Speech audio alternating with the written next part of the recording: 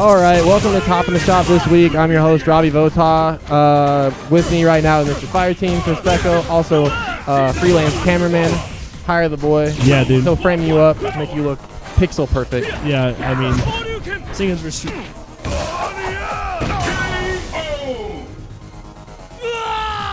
minutes? Let me ask the rest of those guys. Hold on, guys. But, looks like we have somebody showing up a little bit late. We'll see if we're going to delay the tournament or not for them. Yeah.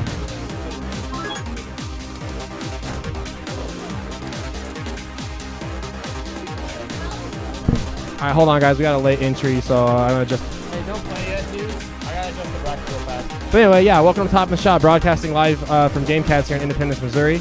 Again, I'm your host, Robbie Vota. Joining me, Mr. Fireteam, Chris Becco. He's playing some Street Fighter 4 tonight. Yeah, absolutely. I'm trying to get this bracket set up real quick. What? What?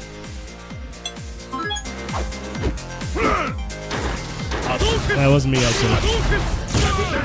Yep, cool. Yeah, so we have a bracket filled out now. We're going to post the challenge bracket here into the chat. Oh,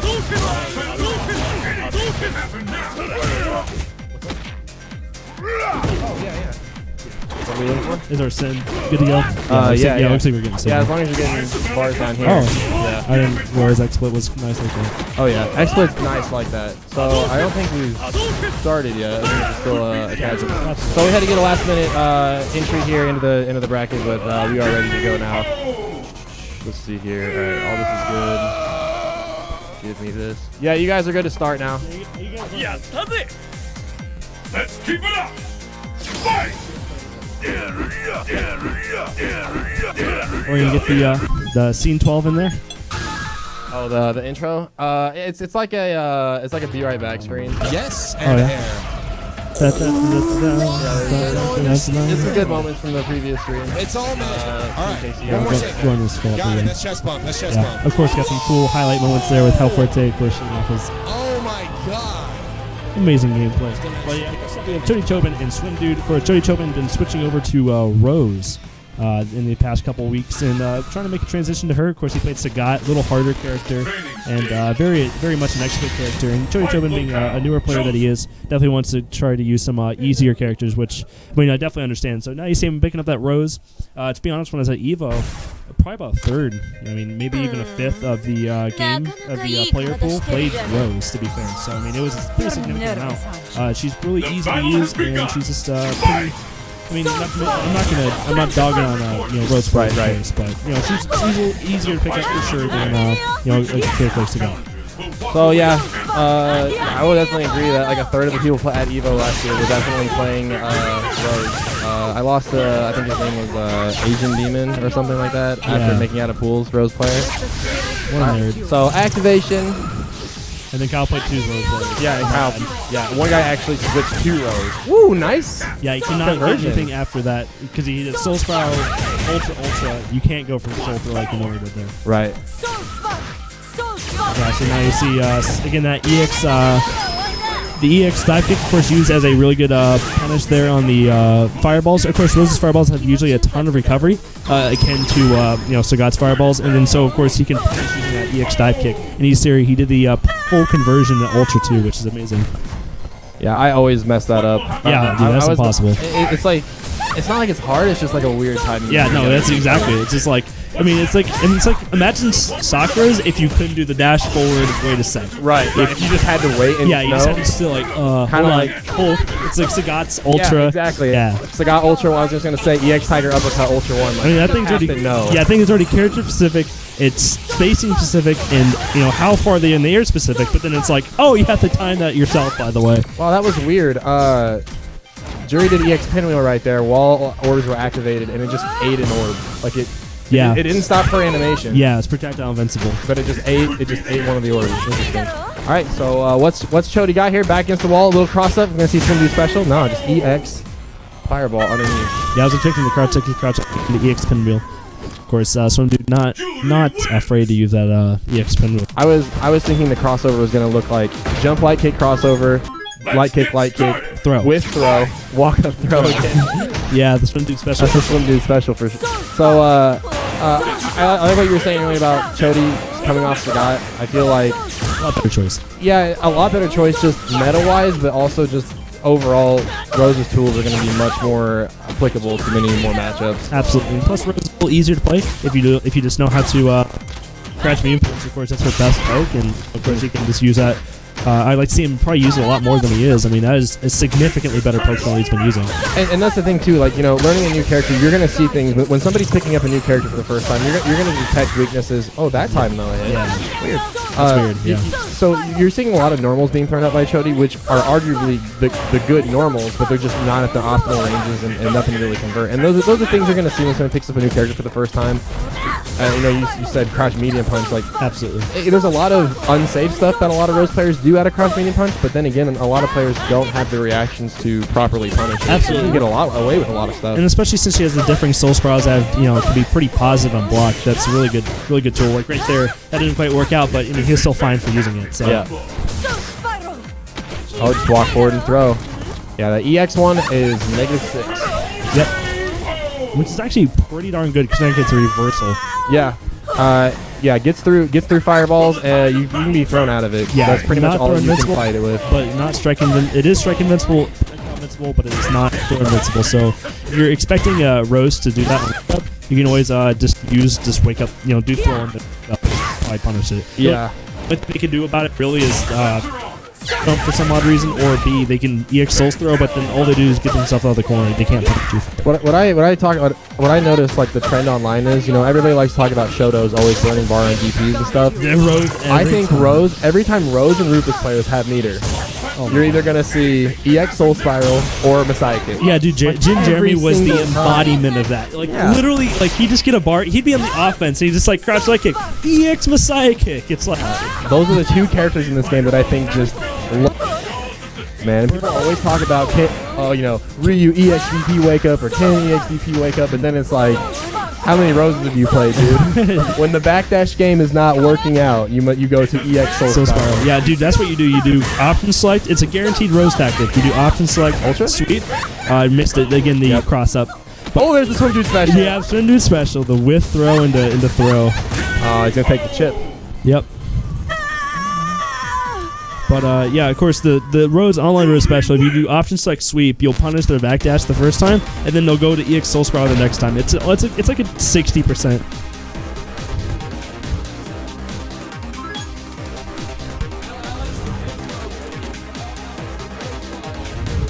Of course, Swim Dude, they're taking it 2-0. They're over Chody Chobin will be facing Swim Dude will be now facing me into the second round of the winners bracket. Up next, we have Jay Slow and Al Alex. Of course, Jay Slow, not known for Street Fighter play, doesn't mean he can't play. Of course, he's a Fei Long main, and he's a Smash main. So I mean, that's kind of what you expect. But yeah, up next again, we'll be seeing those two guys. You'll see Al Alex and Jay Slow. Both these guys actually know each other quite well through the Smash circuit. Of course, Jay Slow being a pretty good TO, and so of course Alex being a TO himself as well. Both these guys will start to know each other. We'll try to get up here on the screen. Looks like we got Jay Slow and Alex both up there right now. I think Alex is going to take the player one side. We're going to get the names updated real quick, guys. I'll be right back.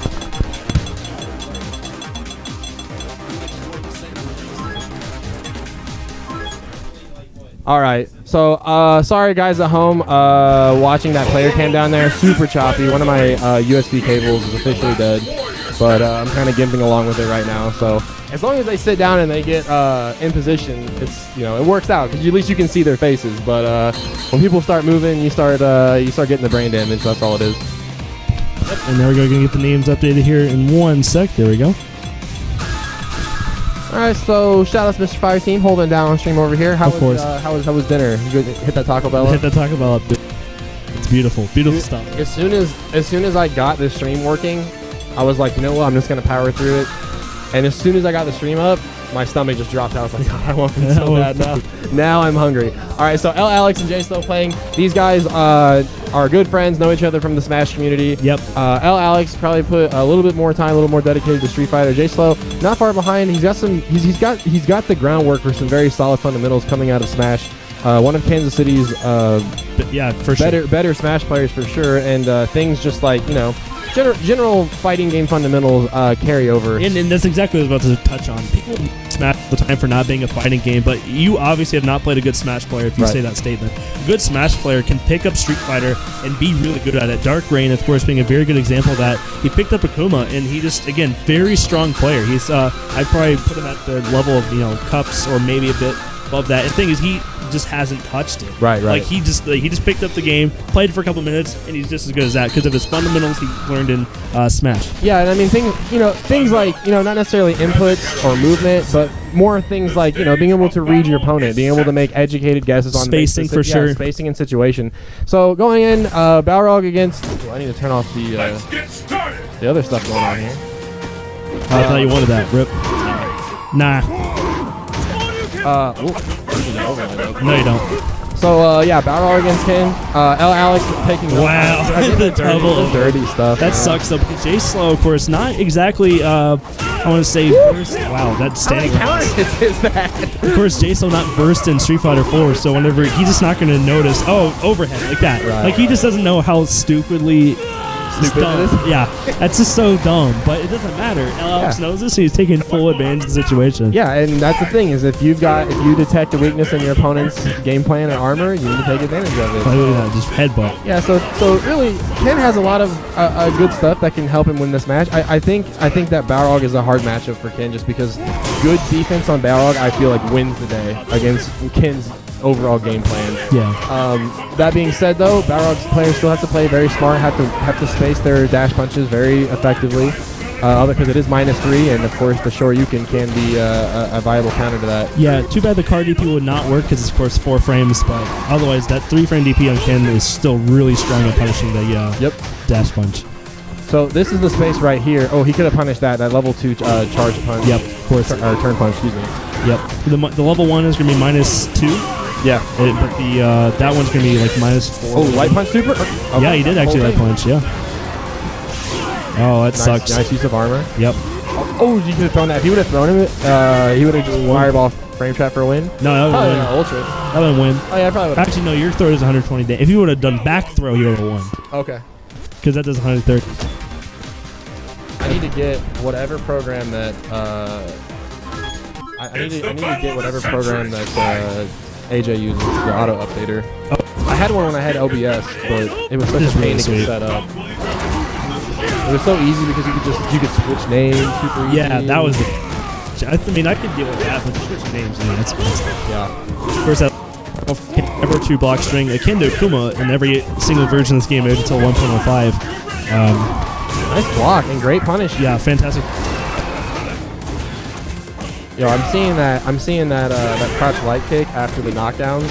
He's using the Robbie Motos. Yeah, the crouch light kick jump. The slight step back. Because I could never get the Momochi timing where he does that weird little wiggle step back thing. I was like, I can't do that. I love it. That's weird. Woo! Walk up and say hello. Puts hands on him. And that's J Slow taking around, of course. This full stick of butter in J Slow 2 is going to be a pretty big factor in this upcoming round. The only thing is, I don't think he's as effective as a lot of other Ken players are in using his meter. Wow, that's a fantastic. See, that's what I mean. That was great. He used it probably to the best of his skill, but I think a better Ken player could use his meter a little more effectively. Yeah, Ken Super not really have the utility of say Ryu Super or Chun-Li Super, where it's like don't throw a button because I will punish it on block. -2-frame Super versus 3. And not only that, but Ken's Ultra, really the only open door you're getting out of that Ultra is an FADC, which of course you need meter for. But right now he's got a pretty solid life lead, and I want to see him stay on the ground more and use that abuse low forward. Oh, that was the best punish. Nice. Possible. J Slow up 1 game now. Oh, okay. That's cool. That works. Woohoo! All right. So L. Alex better wake up because, as you said, L. Alex a lot more versed in this game than J Slow is. Right. Yeah. More experience behind the wheel. But J Slow just kind of stuck to a game plan and stuck with it. Oh wait, did Alex really have Ultra 2 that whole? No, he didn't have Ultra 2. No, he had Ultra 1. Arguably, this is an A tier matchup, according to Momochi. I would agree. DJ versus. I say DJ's. I always say to people, it's really bad. Like, what's bad about DJ?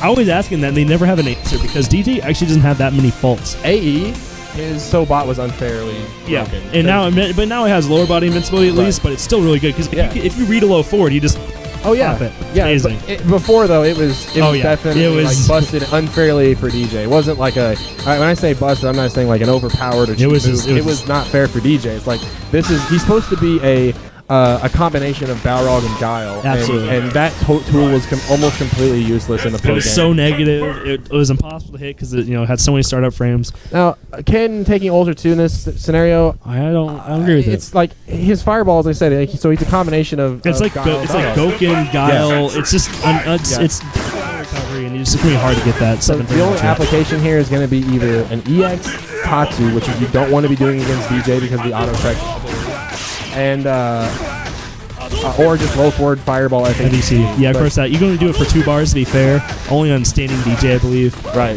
But the issue with DJ, of course, is that 4-frame anti-air. Yes. Of course, it's very fast. Autocorrects like none other. Yeah, it's just down up. Yeah, down up. Autocorrects another. It has the EX version that's even better than the original version, which even the original version is very strong. See, he was complaining about not getting up kicks there. But I really hate DJ, honestly, just because he's so strong in every regard. Yeah. He's very underrated, in my personal opinion. I mean, I'm not saying he's going to take over the game next year. Right. I definitely think he's a strong character. Oh, all right, we'll take it. That's some damage. That's super negative there. Of course, that EX, you could probably low forward it at the least after a walk forward. I also like DJ's got some pretty ambiguous and stuff in the air too. That jump medium kick is very big. Also the knee shot. Yeah, the knee shot and the jump medium kick you can make so safe to DPs. It's ridiculous. Yep. And we saw there earlier that Sobot going through a low forward to Ken. Again, it's lower body invincible now on the light kick one, so you can just power through low forwards like that. The thing I try to look for with DJ is stand in range to where the medium kick Sobot and hard punch Sobot, you can punish with both of them.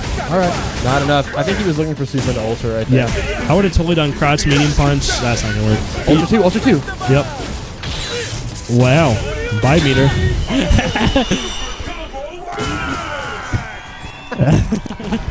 What a fatality. Fatality. Meter wins. Like, he's just like, I don't need meter to beat you, nerd. He wants the double S. He wants the double super victory. The SS. Super sport. So, like, I as far as the fireball war goes, both of these guys kind of have an equal fireball, but DJ wins that department purely because his recovery is just a little bit faster. Yeah, the only issue with his, though, is that he has to charge it, and that's kind of the issue.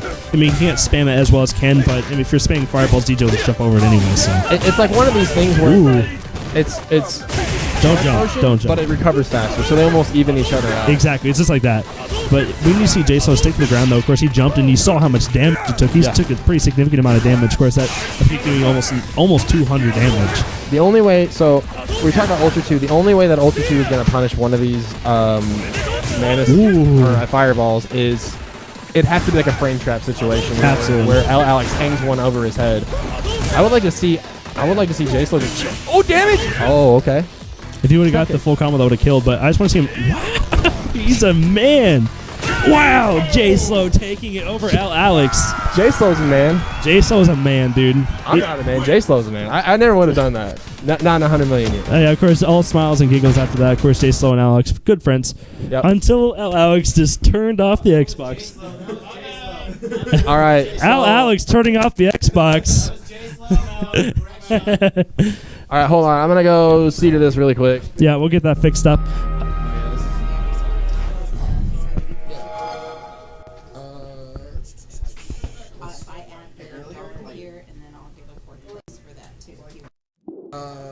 It's up to you. Yeah, in the corner, specifically. Oh, in the corner. No, we can do this if you're okay giving the $1. Hi, Fullbleed. Yeah, that would be fantastic. Go to get the game set up. Up next, we have Thor and Sonic Spire. Looks like they right ahead in the bracket. Of course, worst behavior is his tag.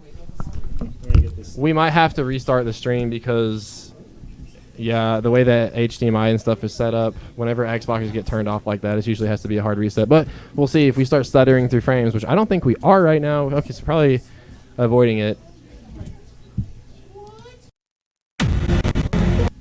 Hopefully you guys let us know in chat. We're watching. We're following along with you guys. Shout outs to Foldly. Shout outs to InGamer. And let us know if we sound okay. We had a little bit of stutter issues. I tried to switch out the XLR cables this week. I'm still waiting on my second headset to come in the mail. What's up? How do I fix this? Just drag the box out a little bit. Oh, is it locked?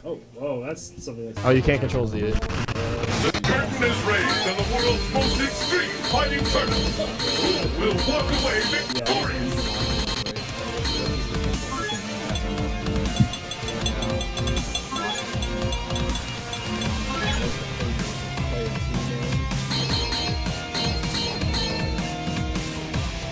Shout out to Swim Dude hanging out. He's sitting behind us here. Yeah, you guys are good. There we go. Looks like we got everything set up there. There you go. It should be going live there. Yep. So yeah. He's still doing the chat. Well, he's literally in the camera. Well, not anymore in the camera, but he's literally behind us. And then, So I think what I'm going to do is when I get my headsets, I'm going to have the 2 headsets for 2 commentators, and then I'll have an extra mic plugged in case you want to do like interviews on the floor or something. that'd be cool. Or even just having the TO guys saying like, oh, up Right. next we have blah blah blah Right. blah blah. You know? Yeah, like when Spooky chimes in. Yeah, exactly. He's like, okay, guys, well, as soon as we hit this 13-0, we're going to pack it up. Hey man, All right, so Sonic Spire going with Guile. I can't say enough how in favor this is for Guile. I mean, this is the definition of a absolutely garbage matchup for me. Yeah, but the thing is like, players like Snake Eyes, they find a way. Absolutely. They find a way. It's like when you watch Dominion face against somebody like Jace the Ace using Viper, that's technically just terrible. But it doesn't matter. He made it work. And so, of course, this is terrible, but it doesn't mean it's unwinnable. People need to, make sure not to get that distinction. Or to get the distinction. Well, and right now, like, worst behavior, making stuff work. So I'll have to say, he's been hitting since the shop closed. He got himself his own Xbox, got his own Xbox. He's been playing that online, He's yeah. been grinding it online. Absolutely. He has not stopped. What's PO? Perfect Legend. Oh. No, it's a classic. Yo. It's a forward roundhouse, empty into SPD. Yeah, of course, that being really strong. He tried to do it again, but Sonic Spire a little smart to that. Ooh, he tried to do a button after that. Yo, the regular scoops. The regular scoop. I would like to see there from Sonic Spire, because you do the fireball, if he's trying to EX3 hand through it and you're still pressing the button, you're going to get hit. If you just chill, then there's no reason not to chill. You already have 10 hit damage sitting over his dead body. That was Nice anti-air. beautiful anti-air. Kiss the ring. Yeah, of course, Standing Fierce being his best anti-air, probably Crouch Fierce at a close second. Of course, Flash Kid's going to beat everything if he can charge that up. I like that worst behavior is playing defense on the ground. Usually gets himself into trouble. He'll start trying to do too many green hands to swat fireballs and just takes the hits. And jumping, of course, is also a big issue. And of course, against Guy, you just don't want to jump. I mean, that's Just walk him into the corner. Like, take advantage of your massive amount of health and the fact that you can. Wow, I like the spacing by Sonic Spire. Really doing a good job at just inching forward. Now, last time these guys played, Sonic Spire did go T-Hawk. Ooh, welcome to Ultra Street Fighter 4, ladies and gentlemen. Red focus in hand, dude. Beautiful stuff from Worst Behavior. Is he going to take this game? Yes, he is. Yep. Beautiful punish. I like to see probably the Slight Punch SPD does a little bit more extra damage, a little easier to perform. But I mean, whatever gets the job done. Right. Whatever gets the job done. And so I guess we were just in the midst of talking about how bad a matchup that is for Zangief. And then Worst Behavior just comes through with it. Worst behavior comes through. He finds a way. So really, in that matchup for Sonic Spire, what you really T-Hawk? do is Yep, absolutely. We talked about like if he just would have like hung out, Sonic Boom, Sonic Boom, Sonic recognized Boom. meter, and not He tried to go with too many normals. I think that's what the issue was. He did Sonic Booms, and then he'd go in with a forward beating punch or a Standing Fierce. Yeah. You don't need to do that against Skeef. You just want a Sonic Boom, down back. Sonic Boom, down back. Yep. And you can't do it if he does a green hand forward, then Fierce. React with Fierce. You don't want to be preemptive, you want to be reactive. Yep, exactly Absolutely. right. So now T-Hawk with Ultra 2. Yeah. So maybe he picks course, something up in the first match. The Geef match, of course, he wants to do those. Geef needs to get his damage in, and of course, he's going to do that by doing the red focus combo to get people in the corner with the bear grab, and then he does those setups. T-Hawk, of course, going to use that Ultra 2 to try to stop those setups. Man, I feel like Body Splash, though, if you cross up, it's going to make Ultra 2 whip. But It's so good. probably, but again, we have a little more inexperienced Geef player here, and so that's probably what Sonic Spire is trying to bank on here. Oh, my goodness. Wow. Where's Behavior putting a clinic on right now? Let's see. Ultra 2 stock. Yeah, Ultra 2 is stocked. Well, that's not gonna work. Okay, vanilla scoops. We got 2 on deck. We got a double We deck got for double. vanilla scoop. Oh, here we go. Oh, the neutral jump. Okay. Of course, Tiak having. Welcome Does to it the dance. Does it tech? Is that how that works? Is that how you tech a command grab? You gotta do your own command grab. You can get a follow up there with the EX. Yep. Ooh, or medium actually. Medium would also work. That's skill. Wow. All right, worst behavior on match point. And of course, if you don't know, T-Hawk, of course, has a great matchup against almost every other grappler in the game. I guarantee Sonic Spire right now is thinking if I would take Ultra One, he would have scooped up that green hand. Absolutely. And usually that's, he likes to try to do some of the empty stuff into the command grab. Nice That's roundhouse. the button that makes T-Hawk so good against other grapplers. Yep. Roundhouse. Yeah. And of course, you see him now trying to utilize that button. He's going in a little much, and so you see him taking a lot of damage going in against Geef. Of course, Geef's going to win that up-close battle. T-Hawk is not known for his up-close battle, especially in comparison to Geef. That jump and punish by Larry. Good trade by worst behavior. I like worst behavior backing off too. If I have the life. Nope, not going to work. Of course, he was. Ultra 2. Wow, that was a fantastic lift punish. Random Larry going to get him out of that one. Yeah, Larry is really saving worst behavior's bacon right now. Because, okay, I was going to say, Sonic Spire not had very much luck with tick throw setups. What do we got here? Nice. I like that idea. Watch out for the reversal. Oh, you can get the medium. Oh, my God. Oh, sure. Oh, man. Goodness. What's... Oh! Taken out of the knees. Oh, man. What's definitely should have happened there, Sonic Spire should have done the medium punch DP follow-up after that.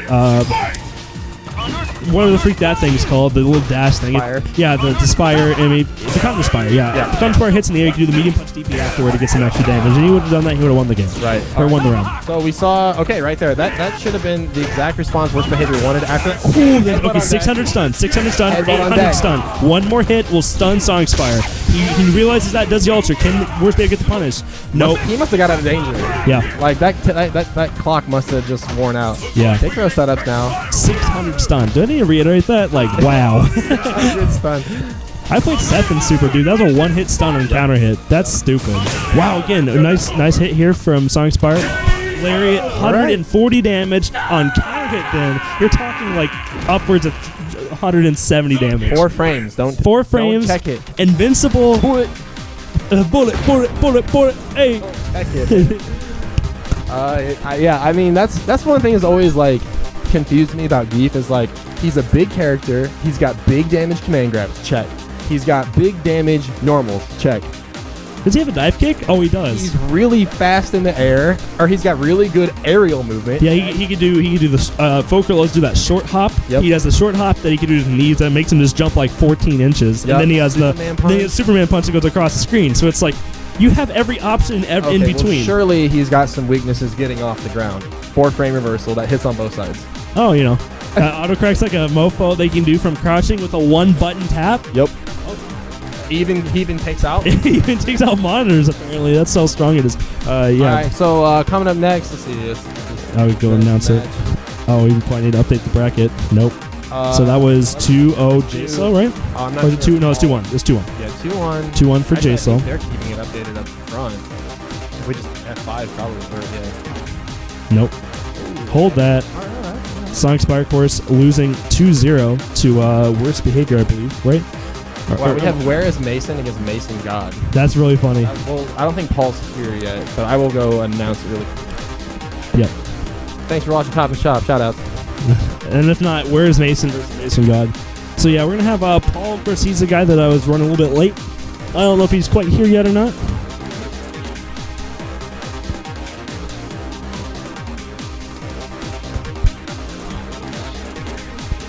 Yeah, okay, so we're going to have Where's Mason versus Mason God. Of course, Mason's showing up a little bit late today. John's son, going to be Where's Mason, if you're wondering who it actually is. I don't know what he actually goes by on gamertag wise. I just know he's known as John's son. But yeah, up next we're going to have them to, of course, Mason God trying to work on that fundamentals a little bit, trying to keep that Ryu solid. That's what he's always been trying to do, just keep himself solid. And of course, John's son, he has quite a few characters. He has a Bison, but he doesn't like playing it. As he says, it's too brainless. And I mean, honestly, I don't like newer players playing Bison because it is absolutely brainless character, and it can allow you to. Looks we have Mason on the left. And it's an absolutely brainless character, especially at the lower levels. And the thing is that whenever you're a newer player, you can just instantly make yourself worse by playing him, I think. Yeah, I know we talked about like top 5 characters to learn the game of Street Fighter on. We're not saying top 5 best characters in the game or top 5 this and that. No tier list. We're just talking about you take a brand new guy off the street, put him in training mode. I say that Guile is number 1, Bison's number 2. Only under the pretense that as a brand new player, it's like, look, Guile, 2 special moves. That alone, if you know anything about Street Fighter, you think about, yeah, wow, the simplicity of only 2 special moves, I'm in there. Bison, 3 special moves. Yeah. And same game plan minus the fireball. Yeah. So, interested to see. Mason was like, I'm thinking of a new character today. I'm going to make you proud, blah, blah, blah. I just wish Mason stuck to his guns a lot more. I wish he just practiced with Ryu, stuck to Ryu, and because he's such solid fundamentals. He's such a good player. He needs to take that hump. He needs to get over the hump and become the player that he should be. The issue is, we see a lot of character switches. We see a lot of not practicing. I mean, that's fine if you don't practice. That's cool, but I mean, he obviously does care about the game. And, he definitely wants to get better. So. Right now, he's doing a pretty good job of keeping spacing in. And I think right now, so I'm just going to refer to where is Mason as John. That's usually what it goes by. Wow, nice. Max damage punish right there. Crouch Fierce into scissors. Yeah, of course, Mason actually doing all the damage he's done this game due to his good spacing. Like, it hasn't because of his Ken. It's a Ryu in a Ken costume. In the Ken costume, yeah. The thing that the cross-up setup. John's son's got those. The thing that I'm interested to see here is Mason is pretty good about the jab into crouch fierce with Ryu conversions. I want to see if that's going to come out with Ken, because that doesn't work like the way it does for Ryu. Yeah, it's one frame link, absolutely. 1 frame worse. Ken's is 4 or 5. 5. Ryu's is 4. Yeah. Absolutely. Yeah, and they're both. And if you don't know, both jabs are +5 on hit. Yep. So I mean, so you're talking a 1 frame link. Usually Ken's go for the standing jab conversion into crouch fierce, but that's a little easier link. Good DP there from Mason. Of course, he knows how to use that. Now we're seeing some good pressure. Oh, whoa! That was weird. Uh-oh. Is John's stick working? It obviously was. Okay. Is your stick good, John? You don't know? Who will emerge victorious? Fight! All right, so might have. Yeah. They're gonna let it rock. We just, I'll try to get a stick. I've got some other sticks here. I brought 2 of them. 2 extra sticks. Oh, here we go. Big conversion. Okay. Perfect. One frame link. Okay. Mason God, dude.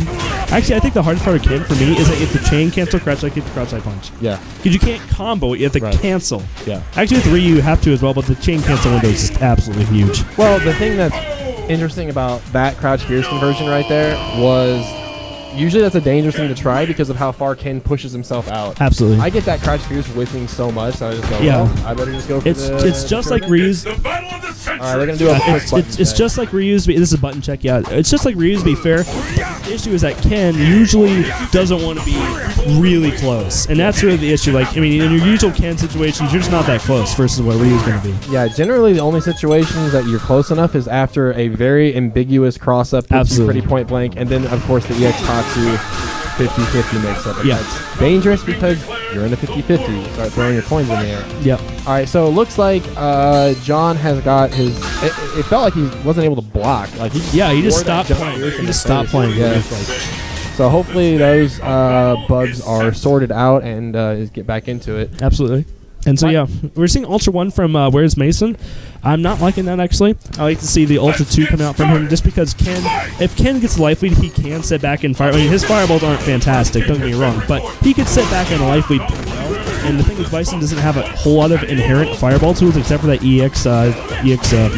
bicycle kick. Yeah, because if it's 2015 and you're falling for head stomp shenanigans, then you're in the wrong game. Yeah, so, I mean, honestly, you should be looking for that Ultra 2. Wow, perfect punish. That being said, though, if Bison can get a hold of some meter, EX Scissor Kicks got buffed in Ultra. Absolutely. It's like, it's not full screen, but it's like 90%. Yeah, it's like everything but... Oh, that's going to hit. I knew that. Thank you, Capcom. Welcome to Ken. Welcome to Ken, dude. Welcome to Ken. I mean, but that's a hitbox. To be fair, though, that whole thing that Bison is doing is a hitbox. Yeah, to be fair. But it hit because it's behind him. Because Ken can hit behind him, ladies and gentlemen. I mean, what happened technically was Ken hit Bison's feet. Yeah. And Bison's head was over Ken's shoulders.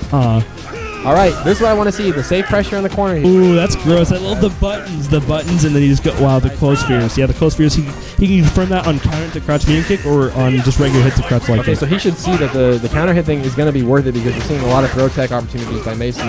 We see that there's just a stray random crouch shorts. That's a throw tech. Perfect punish. Perfect punish. And he's saving his meter. You notice how he's saving. He could have gone for red focus combo and killed, but instead he went for the easier combo that just conserved his meter, and so now he's just looking for one more hit. Perfect crouch fierce. He'll go for the trade every time. Yeah, absolutely. Wow, just perfect round from John Son. Yeah, I mean, that's the thing. Like, Bison excels in this matchup for a couple of reasons. Like, you talk about Ken's fireballs, but EX scissor kicks, I mean, it gets through fireballs. Wow. Oh, he didn't get, that was actually max damage. Yeah, the distance was a little weird. Wow, man. Perfect combos coming from both these guys. These guys are doing really well in this match so far. Good spacing. That was obvious. He swore in the outcry of not doing what he wanted. That's not good. Red focus, perfect. Ultra, oh my god. Who is this man? Who is this man? I love this man. He's a dictator. He's a dude. I love John Son, dude. I like the pseudo throws. I saw you saw the crouch medium punch come after that. Yeah, of course, the last one he did coup crouching medium punches in the throw, and that time he did crouch medium punches and chilled. Oh my god. The dirty stuff. So Mason. Fraud. Oh. Wub. No, I'm not going to hate. John Son, I think, played very, very well. Okay, Twitch TV touch team_KC. I think I have to play now against Bones. I think we're still waiting on Paul to get here, but Looks so. if we make it to that last match, then we'll just have to send him to losers bracket. So thank you so much for watching Top in the Shop. Shout outs to Mr. Fireteam, of course, keeping company on mic. I'm going to pass this off here. Again, thanks for coming back. If you guys caught my stream earlier this week, shout outs to InGamer, shout outs to Cups, Mr. Slim Dude, Full Bleed in chat. Let us know what you guys think. We are watching chat, how we sound, how it all looks. Yeah, so thanks for watching Top in the Shop.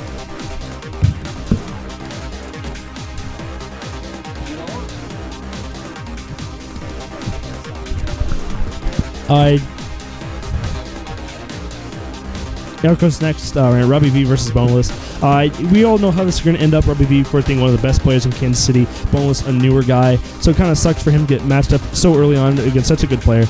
But, of course, it's going to happen with any tournament. You know, you're just going to get every once in a while. That's secret tech that we don't know about. That is true. That is true. I mean, I'd be surprised if I see a couple rounds taken off of Robbie V, to be honest, but the learning experience is what matters here. What he can take away from Robbie V in this short set is what's going to be important for him in the future. Of course, with any new Street Fighter player, I mean, the thing about this game, it's not like I always make the analogy of Call of Duty. If you're bad at Call of Duty, you could still kill a really good player just because you got in the right situation, or something turned out right. And the thing is, you could still do fairly well against a newer player. Maybe he gets 10 kills, maybe he get 2. But in this game, if you're better than a player, you'll just destroy him 10 games in a row. Like, it'll just be a total wipe. And that's the thing about this game, is that if you're slightly better than somebody, it'll look like you're 10 times better than them. And that's something you have to keep in mind in this game. If somebody's even destroying you, it doesn't matter, because usually it's not as big of a skill gap as you actually think. That's all I'm trying to say. I remember the early days of playing out in the shop when it was mostly just like Grove guys. Yeah. And man, Robbie just seemed like he was so much better than all of us. We would never ever close the gap. And absolutely. Slowly but surely, I think Chachi was the first guy who came out and played with us and beat Robbie the first time he came out. Robbie came back, beat him the very next week. Wow. And that's more like, okay, we can do this. If Robbie was able to close the gap on Chachi, we can close the gap on him too. Hi, Fire Team. Long-time listener, first-time caller. Hi, we'd like to sell your Faith. For me, has been a great thing. You should buy our new Faith pack for only $29.99. It includes one book of God, and I don't know. Of course, tax exempt. So yeah, of course. We get all the money. Shout out to John Oliver, dude. Shout out to John Oliver. Dude. I'm Robbie V. Dude. Oh, hey, all of you that were just watching that Mason matchup, Mason 2-0'd Kyle earlier with wow. that game you just watched against Kyle Del Fuerte. So wow, that is crazy. We don't have that archived, but I still want Kyle to hold that. Yeah, man, Mason, your spacing was nice. It's verbally archived. But John played really well too, I'm not gonna lie. That was a legit match. Well played, dude. That was really sweet. Whenever you did the ultra, then you did red focus ultra. I'm like, this guy's amazing. This guy's amazing. I'm. Speaking of Fuerte, I think I am Mind reader or something. Oh, let's keep El Fuerte here. East Asia, Old Town. Whoa. We have a whoa from Blake. I don't know what that means. Whoa. I've never heard Blake speak before. I think he has a voice. I always thought of him as the wise man watching us from afar in his castle in Iowa. Yeah, he's like, you guys all suck. Has begun. What are you guys doing with your life? There's the first hit. Yeah, we see El Fuerte. Button check? No. No, this is not. We're going in, dude. So, of course, Robbie V, you're going to know this matchup through and through. Can't really. Very unfortunate for Boneless. Yeah, absolutely. Wow. Counter hit confirmed, I guess. You'll see a 4-hit combo. 4-hit combo. Come on. Come on. Oh, 5. Oh, never mind. I lied. It wasn't counter confirmed. It wasn't a counter confirmed. It was just him doing Seth kicking the crotch light kick. All right, so of course, Boneless again, just kind of pressing buttons. That's okay. Little newer guy doesn't quite understand what all the buttons are going to do with that weird Mexican man that we do call El Fuerte. It's a rough character to just try to push buttons with. Oh yeah, absolutely. I mean, even with good spacing and everything, that character's just super weird. I mean, if you try to play footsies with El Fuerte, you'll just lose because he's so bad at it. He has no good buttons. He has no good moving options except for run. EXDP would have definitely done some extra damage there. Of course, EXDP with Ken, I say, is always worth it. And in comparison to every other showdown, like if you take for example, Ryu. If you do Ryu's, let's say medium punch DP, FGC forward into EXDP, you get an extra 30 or 50 damage. It's the same as his medium punch DP, so there's no benefit. But with Ken, you do heavy punch DP forward to get 3 out of 4 hits of the EXDP. So you're doing like 250 damage. So I mean, it's a significant upgrade in comparison to Ryu's EXDP. Something to keep in mind. East Asia. Let's go and check out the bracket real quick. Fight Now we're seeing some Viper action too. Yeah, Viper again, just newer guy trying to sort out all his feelings about all these new characters. But I don't blame him, man. I don't blame him. Sure. It was in the Twitch chat like forever ago. To be fair, I'll repost it if you just want to do that. Yeah, here you guys go. Here's another link to the challenge bracket for tonight's matchup. Ooh, nice stuff. Oh my! You see how much damage that did? That was crazy. Of course, Viper having pretty low life and then Ken doing a ton of damage kind of hurt. Rip. What will happen now? Fight! Rip. Wow. Just go for it. Oh, let's see some anti-airs from Robbie. He's going for the swag. Oh, yeah, he's going for the swag. Man, that FADC is never worth it. Heavy punch DP FADC forward to medium punch DP does like 17 extra damage.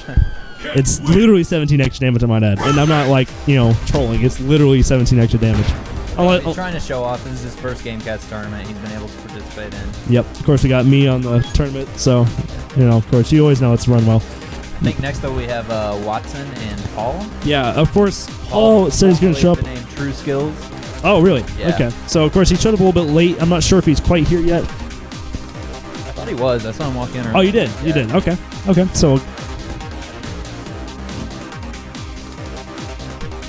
in his next match. But then following that, we are going to Hey, have Robbie, you want to take my... Swin Dude. I gotta go to the bathroom anyways.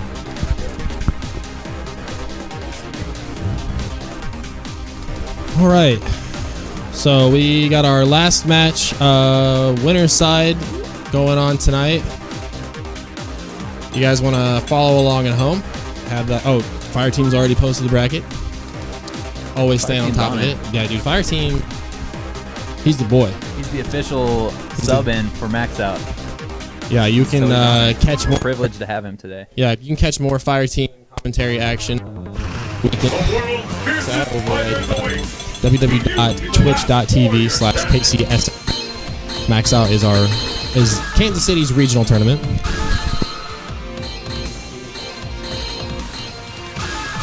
And it's a monthly, so if you're not able to catch us this coming weekend, there should be another one in October.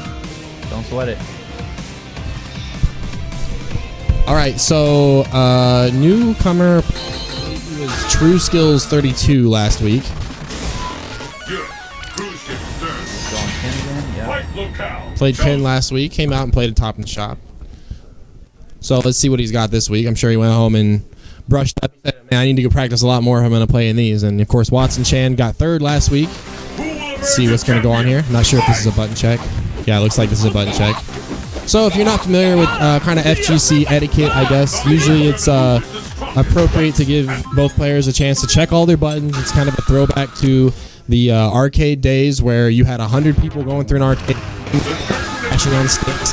You just wanted to make sure that both players jump back appropriately and all that other stuff. Today it kind of carries over because instead of a bunch of different people banging on the same cabinet, you got a million different fight stick types out there with all different kinds of button configurations. So you just want to make sure all your buttons are in place. So buttons are ready to go. Players are ready. Get things started. So Watson's going to pick up pretty much early on about what Paul's going to do fireball game-wise and expect some tots. He's already establishing dominance in the air with the crouch fears. Strong normal, 4 frames. Good low active hitbox. Tick throw set up in the corner, close to stun. One big button. All right. Oh, not quite. Gets the reset. Still not. What the heck? All right, so lots of a little bit of extra meter. So a lot of stuff went down. Pretty much ate a lot of damage on the way in via those crouch fierce punches. Said jumping usually is pretty bad in Street Fighter. Do everything with a purpose. Nice confirm. Ooh, drops it though. Nice DP.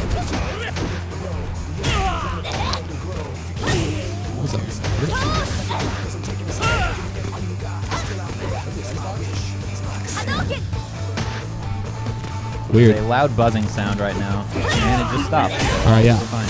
I didn't see anything on the chart. If we had got hit with the audio glitch. Yeah. Oh, and just gonna take that chip. All right, so Watson up 1 game. Sakura wins. Watson up 1 game. So Paul needs to not jump so much. The battle has Watching at begun. home, jumping usually is pretty bad in Street Fighter. He's also getting counter hit a lot. He needs to push that button. Oh. Kind of pick his spots a little better. Yep, I completely agree. Nice completion. What's the follow up? Just corner kick.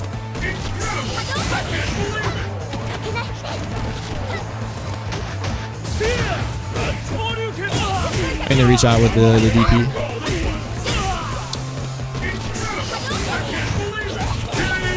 Watson doing just a really good job at just he's got a game plan. He says, you know, if I pick you up with the EX Tatsu, I'm gonna go with just the simple stuff, get the corner carry. Really the hard part about this matchup for me is that Sakura has such a good standing roundhouse. That little size 6 shoe just really eats Ken's lunch a lot. But Paul finds his way out with the EXDP, but still. Nice, so this should be. And for the third to finish. So we are going to move on now to our loser side bracket. That is round 1 out of the way.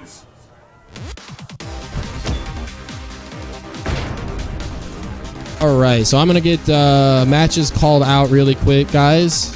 Sit tight. Coming up next on stream.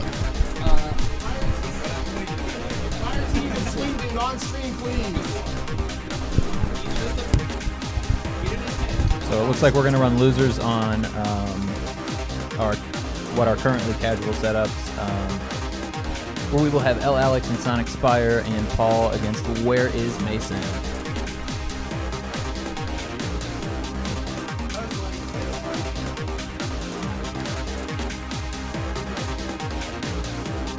Cups getting fired up for fundamentals. You know what else you get fired up for, Cups? You get fired up for pizza. I know that from experience.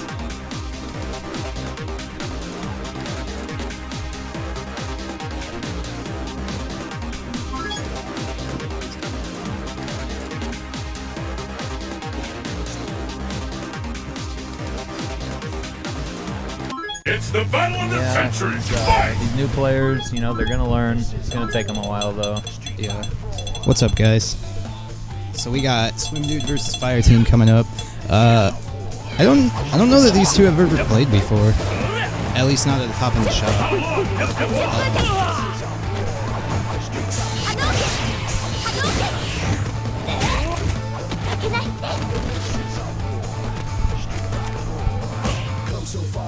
Venture on. Anything can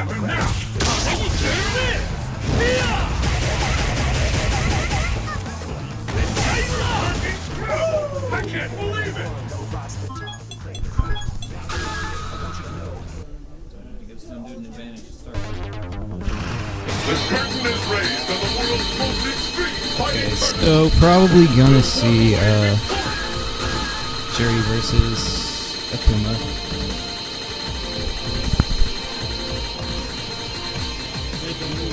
I mean, whatever. Fire team play Hugo. Oh, okay. Fire team going with Yang. I like this actually. Fire team had. I think he said he was going to slowly transition exclusively to Yang, honestly, which, you know, can't say I really agree with that, but Yeah. whatever keeps the game fresh for you while it's still around. Sure. So I have never seen this matchup played. I don't really know a whole lot about it. These are both pretty niche characters that you don't see too often. That being said, Yang, what we're going to be looking for from Yang is solid footsies, crazy dive kick pressure, and super ambiguous resets. And Swim Dude's probably just going to want to try his best to keep him zoned out, which he's not doing a great job of at the moment. So Fire Team push him to the corner real quick. Oh, okay, it looks like Swim Dude's found a button. And gets the throw, resets to neutral. Alright, setting up the zone a little bit. Wow, great anti-air. Or air-to-air, rather. Alright. And there's that. That's basically the best damage you get as Yang with that corner carry combo. Okay, so Fire Team taking him corner to corner, taking the first round here.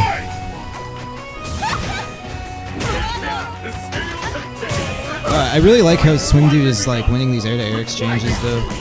Ooh, gets counter hit by that dive kick. Fire Team, a rare drop though. But gets the tension reset, and again drops the combo.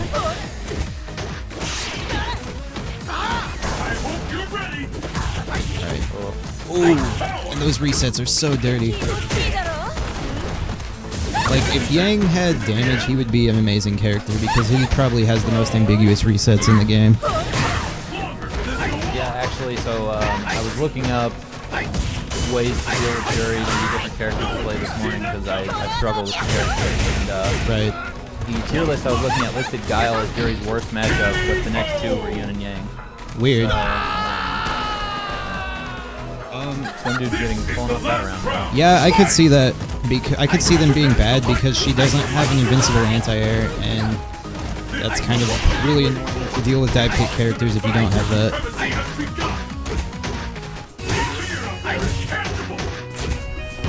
And she only has a reversal with meter too, so she, without meter, I'd imagine she would probably be pretty susceptible to both of their pressure games. Fire Team showing there why Yang is such a good character when you get your opponent.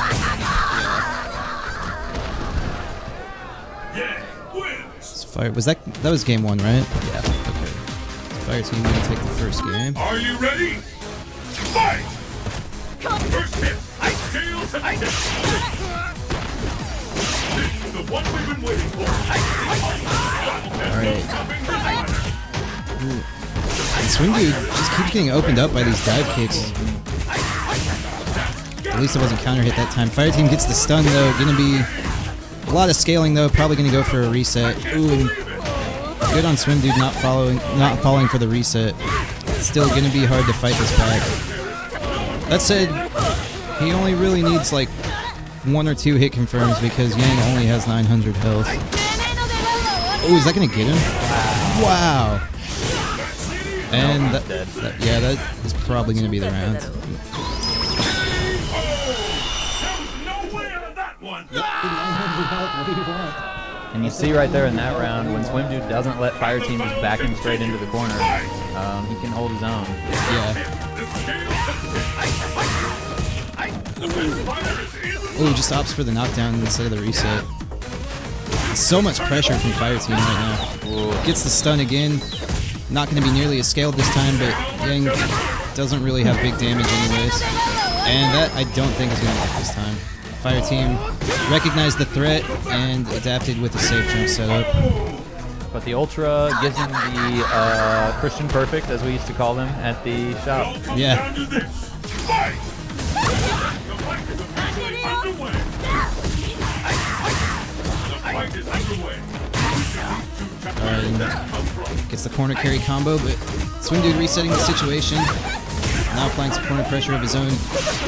Great sweep there from Fire Team, though, finding his way out of the corner. Swim Dude still finding these great air-to-air exchanges.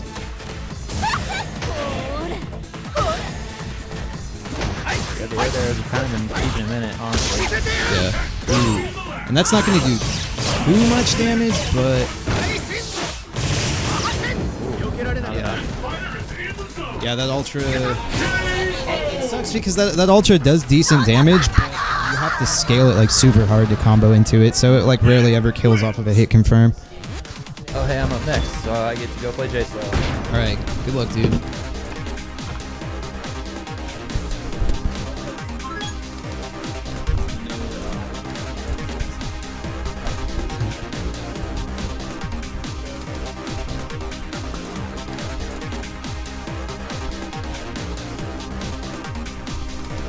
Alright, so I think we have Thor versus... Yeah, we have Worst Behavior versus J-Slow coming up next.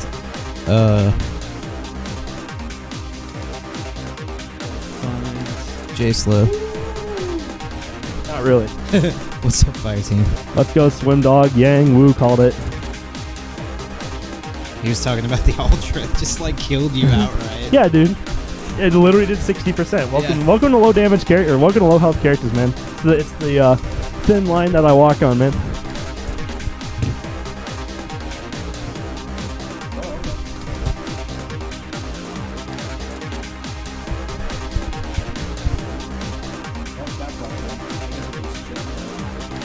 Robbie usually does everything. And I do. Oh yeah, I forgot. I told Robbie I was gonna bring new mic cords for him this weekend, or this week rather, and I totally forgot. I mean, they aren't really new. I've been using them for a long time, but they're all in really good condition. Better condition than this one. Or was it that one? I think it is this one. Was it? Yeah. Because that one's fine, but this one, it's like always coming out. I would be surprised not to see Fei Long versus Zangief, although I absolutely despise the Fei Long versus Zangief matchup. It's terrible for Fei. Yeah, I think we'll see Ken from J-Slow, actually. Yeah, that's a lot better matchup, of course. Well, that too. That, and he's been trying to make the transition over to Ken. Yeah, absolutely. Razor's Edge, what's that? Probably just making a pun about how you walk the... Oh yeah, the fine line. Characters. Razor's Edge. Cup's always with the mind of an English major. Oh, wait. Anyway, on to the match. J-Slow versus Worst Behavior. Ken versus Keith. Of course, Ken having a little upper hand in this matchup. Not too much, though. I'm not saying it's like a 6-4 or 7-3 in any regard. It's it's solid for Ken, but nothing much more than that. Yeah. Does well, I guess it won't really be prevalent because Thor doesn't have a lot of experience with Ultra 2, but just out of curiosity, does Ken's EXDP go through Ultra 2? Probably. I wouldn't imagine. Akuma's does, and Akuma's doesn't have that much invincibility, so I imagine so. Okay. And Ken's is a lot better than Akuma's for sure. Sure. Additionally, I mean, One he is... frame slower, but way more invincibility. And then just flies across. And Kara EXDP literally covered like 3/4 of screen. Like, what? 5 frames? You better not jump ever. It's like playing against the Capri with her Ultra 2, just except for you just EXDP. Yeah. In the side. Ow. No. Yeah, I deserve that. J-Slow versus Worst Behavior. You're gonna stick with those two characters. I like the Ultra 1 pick from Worst Behavior. But at the same time, I kind of wish I liked to see the Ultra 2 just to threaten it. Even if all you do is make him use bars on doing EXDP, that's more than you get your money's worth out of it. And not to mention, I don't think J-Slow even knows that you should use EXDP against. Probably not. So I mean, I think that'd be easy damage for Worst Behavior, but I mean, he is gonna be one playing it. Yeah. Oh, and the reversal gonna break the glass. I don't know what he was doing there. I mean, jump like the focus attack is not anywhere good option against Geef, or as Geef. He was probably going for the suplex, but accidentally got EX bear grab. Yeah, that's fair. Ooh, but that's so much damage. Yeah, and that should kill. Oh, no, not quite. That was light. SPD. I don't like him using that body splash. He should be going for the either the knees or the Superman punch against Ken, for the most part. Unless he's doing the cross. Like, there's the knees right there. Absolutely. Also, jump medium kick is really, really good as Geef. Yeah. Underutilized for sure. It's really fast. It comes out early in the jump arc, and it combos afterward additionally. So it's like a dive kick. Yeah, trades or just straight up beats a lot of normal anti-airs. Absolutely, that's good. Again, going for the, was that medium, actually? Yeah, sure. That was heavy. Yeah, that's heavy for sure. Good damage on that. So let's see the mix-up. Wow, just walk back. I'd like to see him go for light punch SPD there. I mean, they still stay on the ground. You might as well go for the SPD. There's the SPD there. Let's see the mix-up. Of course, actually, the lighter the SPD, he gets less advantage on each one. So that's something to keep in mind. When you did the heavy punch SPD, you got the awesome mix-up, but on the light punch one, you just kind of, wow, 600 stun headbutt he's threatening. That's death. Ooh, yeah. Easily. Yeah, and great awareness from Thor, recognizing that he didn't really have to hold on to his meter because it's better to just close out the game. Absolutely. And also knew J-Slow would not jump away, seeing as he was, again, pretty new. Punishes with lariats. Yep, of course, that tool tip there to J-Slow. Oh, this is worse than the Ken matchup in every way. Every way. Yeah, and he's also, I feel worse with this character. Okay. So yeah, he does really like Oni, but he just hasn't really put much time in with him. Actually, I lied. Actually, Oni versus Deep is not that bad at all. You've got some pretty decent normals. Forward roundhouse, standing medium kick, and forward roundhouse, standing medium kick. You can see standing roundhouse if you get the delay, but you don't use forward spirits. It's super punishable with Beast. See that forward roundhouse there. And the fireball's pretty fast recovery, excuse me. And so the thing is, he's going to be using that a lot. Sweep isn't as good to get that forward roundhouse, but you want to be using standing medium kick as well. But they don't do that much damage. That's something to keep in mind. Like this, if he's not making this switch for the extra damage, like it really doesn't make much sense beyond that. That's a pretty unoptimized combo, but it's going to work out there from J-Slow. So we're going to see. I want to see him do Tatsus. Only you want to be comboing to Tatsu constantly. The reason why is so you can get your opponent so you can get your opponent in the corner. That's what you want to do as Oni. Corner is GG usually as Oni because your corner pressure is absolutely ridiculous. You can do air mix-ups. You can you can jump out. I'm like, oh, I'm going to punish you, and then you jump away and keep him in the corner. No matter what, you're really good in the corner. And that's the thing about Oni. You need to be doing Tatsu combos, get him in the corner, and put him there. And that's where J-Slow's been failing there. He did 2 DPs that round. If he would have done Tatsu, I think that round would have gone a lot differently. Sure. But yeah, again, like I said, he hasn't really put time in with this character. I mean, more stand means that full roundhouse is a little slow. Yeah. See, there's that standing roundhouse get absolutely blown up by that green hand. Bear grab, get him in the corner. So let's see the mix up. Bodies up. Oh, DP bait. Go for the. I still went for the bear grab though. I still went for the bear grab. Because he's gonna be one hit away no matter what. Ooh, wow, you actually got hit by that. No ultra. Yeah, probably wanted ultra. Ultra. Oh, there's no reason not to ultra. No reason not to ultra there either. Yeah, probably just doesn't have the situational awareness. Yeah. Stumbling over my words there. Yep, that's gonna happen. Again, just didn't quite know the character, and that was a little obvious. But I mean, hey, I like to see people stick to their guns when they can, for sure. Yeah. Of course, if he was, Ken is not a terrible matchup by any means. No. It's not like, if you're playing T-Hawk versus Blanca, I can understand not sticking to your guns. I mean, you're getting a little wrecked, Right. no matter what. But Skeet versus Ken, it's not a bad matchup to work with. No, not at all. So I think up next we're gonna get Hell Fuerte and Robbie V. Wow. Yep. Wow, that's crazy. Pretty slow, of course.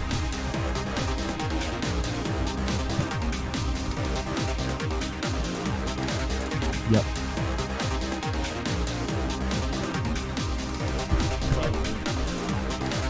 Yeah.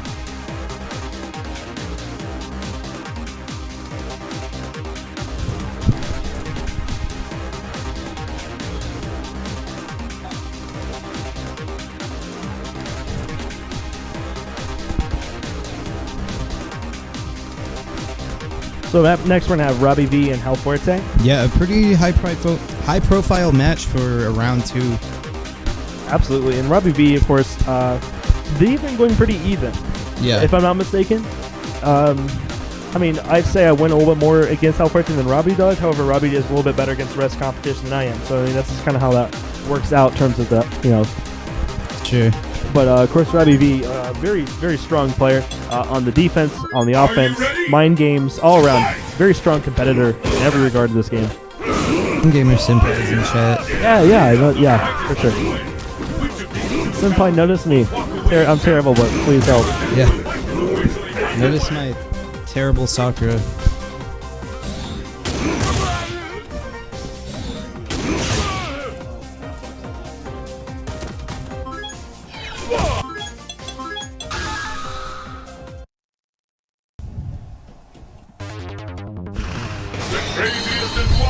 I got the names updated for you guys. El Fuerte. Alright. So, Ken versus Fuerte. Any regular viewers of Top in the Shop will have known we see this matchup a million times. Hilariously enough, yeah.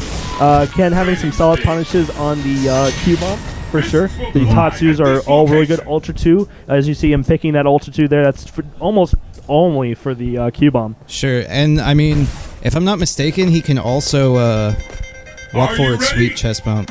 Oh yeah, absolutely. Which, obviously not optimal damage, but gets you a knockdown. Yeah, as long as you know you can do that at least. So, are they not button checking? I'm not sure. Is going on? Yeah, it definitely does.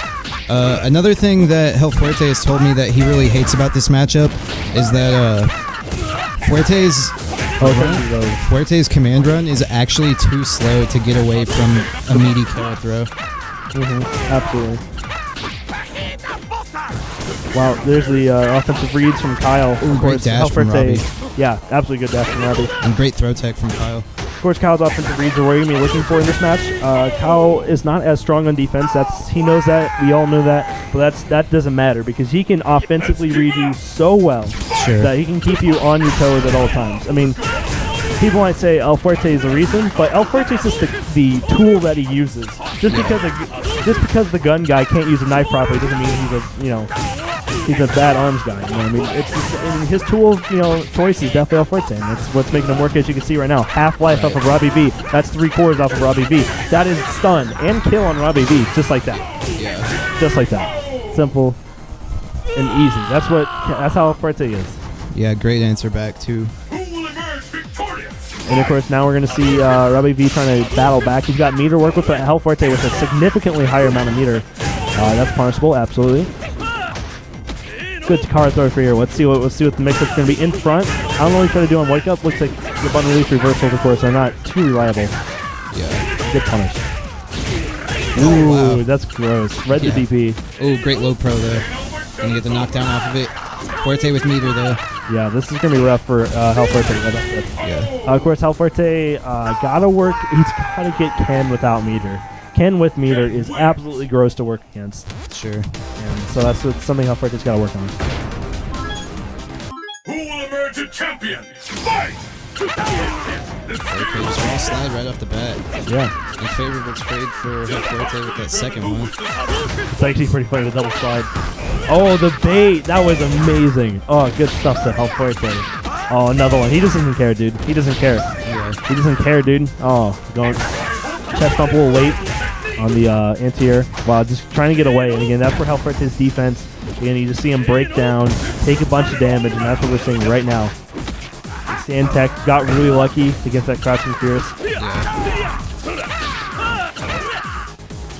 Alright, a little bit of a scramble situation, but Robbie taking control of neutral. You see that jump to that medium punch. Go ahead.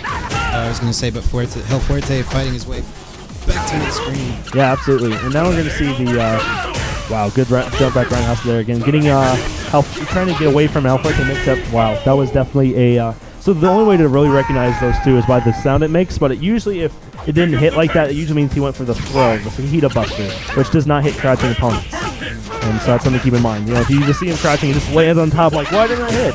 It wasn't a splash, it was actually a throw. And so, wow, that autocorrect is weird. Life punch TP from Robbie V in front. That's if he had Ultra 1 other than death. Yeah. That's huge damage.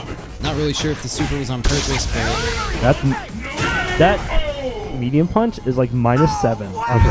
I'm gonna just throwing that out there. Yeah. I mean, it was on. Good. All right. Well, I gotta Good go luck, sir. 2-0 there from Robbie V. Very strong stuff. Again, very strong player all around, and you just saw that happen in that matchup there. Up next, we have Mason God and Watson Chan. Very strong competitors here. Mason God going to be repping that player 1 side. Watson going to be on the player 2 side. Yeah, you can come and commentate, Kyle.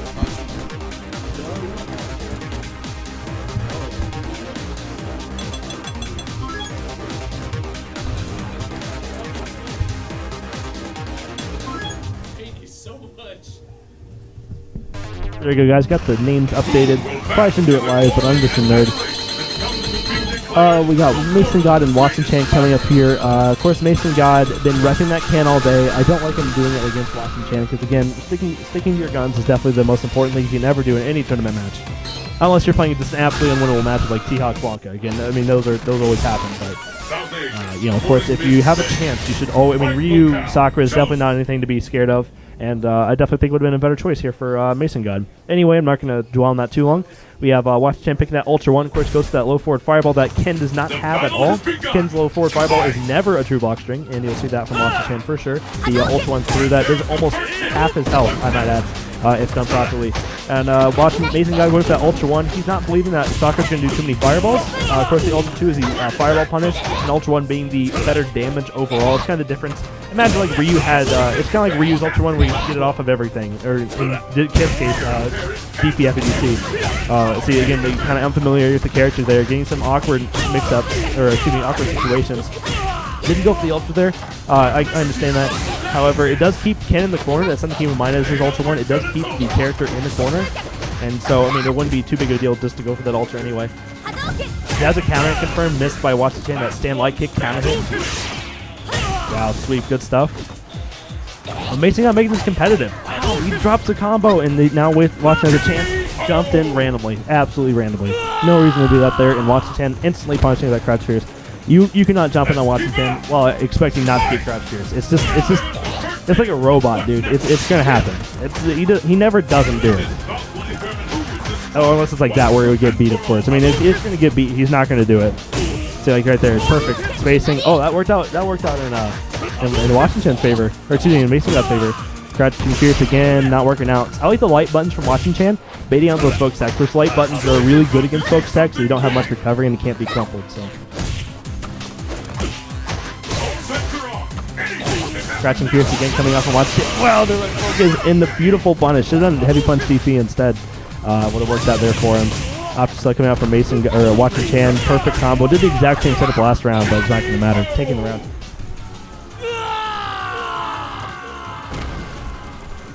Sakura wins. And now we see Watson Chan going up 1-0 against Mason God. Again, I want to see Mason God go back to Ryu, but this looks like it's not going to happen. Of course, a little unfamiliar with Ken, for sure. Yeah, and Watson Chan not familiar with Ken in any regard. We play this matchup all the time. And not to mention he plays the character himself now. Right. So he even knows it even more than just somebody that plays him all the time. Delay wake up. Yeah, you should always delay wake up those just to make sure that Sakura can't have those. He's got that Chris G color right now, the brown uniform. Yeah. Good not answering by Watson Chan. That would have got blown up. But now we see Mason God. He's jumping too much. He's being he's not playing fundamentals like Mason God does. Right. And that's where Mason God always loses. He doesn't lose because he doesn't have the fundamentals to beat somebody. He loses because he just goes wild. And that's exactly what you see here. I agree.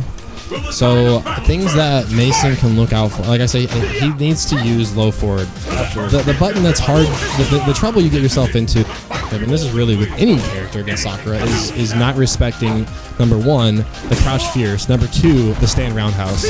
And Ken has to whiff punish that stand roundhouse with light punch fireball is usually the best way you want to go about that. Yeah, with every shoulder, fireball is usually your best whip punch against that.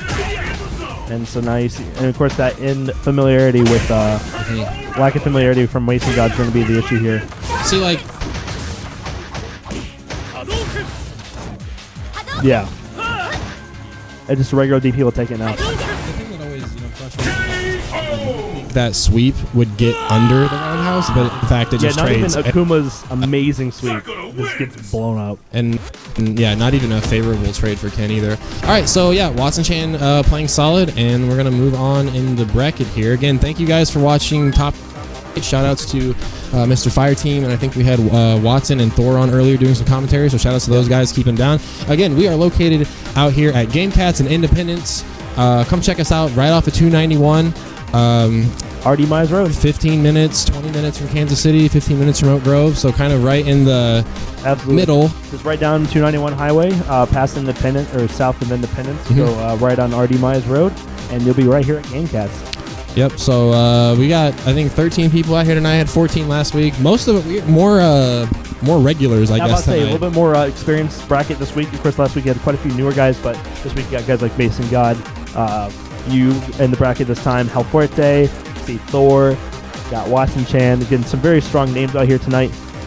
But yeah, as Cup said on that last match, I definitely like to see Mason just chill a lot more. If you play fundamentals, thing is, if you just keep jumping at him, you're just opening yourself a bunch of damage. But if you play fundamentals and then go on him, and you then go in on him, then you're opening opportunities. There's a big difference in just going in and going in after completely destroying him with a footsie game. Two different things. Playing in somebody their main against a character that this is not your main. Yep. That's what happens. So.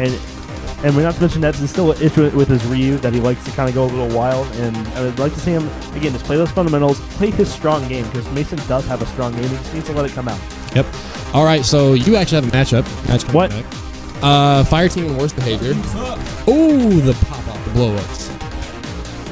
All right, so I'm gonna take a quick moment here and get the stream set up. You guys watching home. Again, thank you so much, guys, hanging out with us on this Thursday night. Hopefully you guys are looking forward to your weekend. Friday's tomorrow.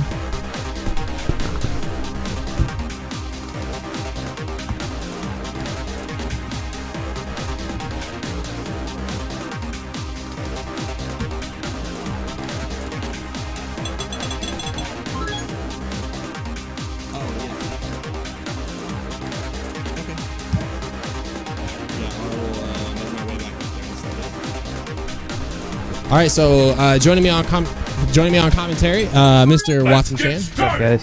How do you feel about Mason's Ken? He doesn't know the matchup. Like, I feel like if he put the time in, but I mean, it's pretty clear that he hasn't. Right. And I think Ken is an awful matchup for Sakura, and I just think Mason doesn't. Like, Mason basically lost because he doesn't know like how to play. Yep. I mean, that's pretty much Fire Team. We were talking about just kind of like, just things like, by the time when you're at Mason's point in the game, you know how to throw a fireball, you know how to do a DP, you know how to do all the special moves in the game.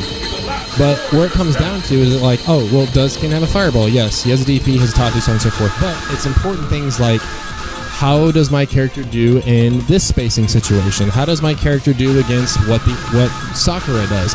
Those are things that you're just simply not going to have when you switch over to a new character like that. We talk about, is this character tournament ready? It's for reasons like that. Do you know your matchups? It's like, do I think Ken is a better character than Ryu? Maybe. I'm not really sure. Some people would say yes, but do I think Mason's Ken is better than Ryu? No. Right. So we got Worst Behavior, Zangief going up against Fire Team's Akuma. Fire Team, no stranger to the matchup, having played Kansas City's strongest Zangief, Fokra, the KC Challenger Series, and coming out ahead. And he's going to waste no time with a hard knockdown. So the reason why Akuma does a little better in this matchup against some of the other Shotos is namely the Demon Flip mix-ups. They get him right over Zangief's head, and he can make things like that Lariat, which is so hard for the other characters to apply cross-up pressure to. He just hits him on top of the dome. Max damage punish off that block green hand. Good stuff. Fire Team, of course, an execution powerhouse. I like Worst Behavior, though. Still challenging with Lariat. Not letting, he's making Fire Team earn this win. Yeah, ooh, and not quite convenient. It would be really funny if he could, like, race that down with their grab. Oh! He's not enough. Oh, okay. Yeah. I got him with chip. Watson's mic has been super quiet all night. Really? I might just be talking too quiet because I'm actually using a different mic now. So, don't be afraid for me to speak up. I'm just kind of wore out. Yeah, I'm trying to pay attention to bars and stuff. It looks like it's been okay. If you guys could hear Fire Team all right. Oh, too far, or just outside, misses the link off that far standing Fierce Punch. Of course, wonderful special cancel buff added in Ultra Street Fighter 4. I like this defense right now by Thor. Not trying to, as soon as they jumps in, not trying to green hand his way in. And then I'm just all about the commentary's curse right now. I'm just going to be quiet. Got him, though. See, if I would have said, nope, fire team, he's going to get out of that, it would have worked. All right, Thor back in it, though. Yeah, has the life lead. Gonna go in though and use EP. Man, that was really good awareness by fire team. Not biting on the block knees, because so many people get a deer in the headlights reaction whenever Geef jumps in with the jump light kick, and they just sit there, and then he gets a free suplex, the bear grab. Right. All right. Oh wow, great whip punish from Thor. Forcing. I mean, I try to watch when Watson's talking. It seems like he's getting pretty okay bars. Alright, and stuff the lariat with the demon foot dive kick again. Gets the knockdown. Oh, good trade for Thor. They're going to get it out of the corner.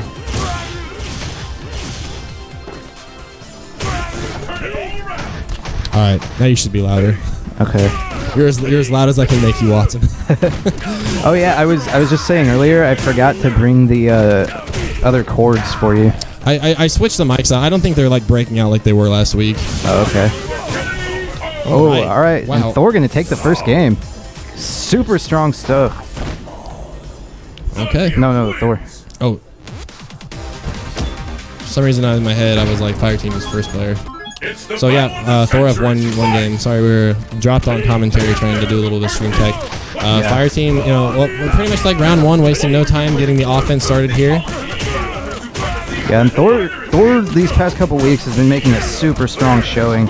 It's really cool to like see him actually like playing again. Catching him low on the same string 3 times and doesn't get the startup on that lariat in time. Wow, we saw the same string 5 times in a row, getting caught on the feet, and I'm not sure if maybe Thor might be trying to throw tech. Maybe that's why he's getting opened up, but those crouching shorts really doing work. Oh, counter hit headbutt on deck. Look at Kuma like, I'm going to walk back full screen and let the birds kick out for a little bit. Yeah. Nice bait right there. But even so, look, that was a hard punch DP anti-air. That did hardly any damage to Zangief. Sure. Yeah, and I like how Thor just started off this round so confidently too, like despite the perfect last round, because like, you know, Akuma just has rounds like that sometimes. It's just the nature of Vortex characters. Yep, sometimes you're going to get Akuma, just like sometimes you get Ibuki, sometimes you get Seth. But that time, you know, that match might have came a little bit unglued at the seams, so I like to see Thor just take a deep breath. He needs to know that, yes, I can win. Yeah. Yes, I can win. That is the most important part about this. The battle of the century. Yeah, definitely. I like the neutral jump. Both players respecting each other pretty strong at the start. Worst behavior, though, did miss an anti-air opportunity off that jump in. Tatsu sweep for the knockdown. So, of course, in Street Fighter 4, you have 2 different kinds of knockdowns. You have the soft knockdowns after like a Dragon Punch or Shoryuken. You have a hard knockdown off of all sweeps and a throw, and pretty much what that means is you cannot immediately quick rise. So Akuma wants to accomplish that hard knockdown and continue to apply the 50-50 pressure. Oh, almost got him with the bear grab. Gonna eat a huge punish for it though. Don't know if it's quite gonna kill. It wasn't scaled too hard, but it is Zangief. And gonna get the kill. Alright. And now on match point. See if we can see a jump. Nope, still lots of solid respect. Oh, I'm the classic. Yeah. Alright. Nice chase. Yeah, very smart back dash from Fire Team though. And with punish. If Fire Team would have done low forward, he would have got scooped up by that SPD. Oh. Thor needs to keep his composure here. Fire Team making all the right punishes in all the right places. Got to get out of the corner. Oh, okay. Awkward setup right there. And gets the mix-up off of it. Tries to go for neutral jump headbutt. Fire Team teleporting away. Yep. Not wanting to deal with it. Yeah, and the most important part about this. Oh, it's blocked. What's the response? Red, oh, too far away to red focus. Yeah, I don't think he could have altered either. Oh, no. One more mix-up for Fire Team. What's he got? Oh! Okay. I like the effort from Thor though. Yep. It wasn't really a whole lot Zangief could do in that situation. Yeah, I think regardless how that played out, you don't hear often. I think Thor played that matchup very, very well. You know, everybody knows Fire Team, one of the stronger players in Kansas City. You can kind of get that stigma, like, oh, I'm playing against one of the top players in KC. I'm gonna kind of play more reserve. But I think handled the matchup pretty effectively. Sure. So we'll move on to our next round. So we're gonna get some losers matches on stream. Or no, I'm sorry. It's me and you, Watson, are up next. Okay.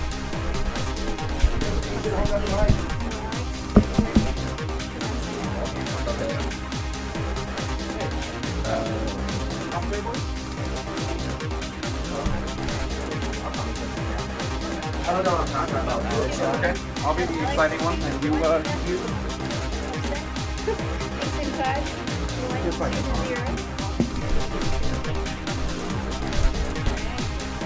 Hello, folks. Mason got on the mic.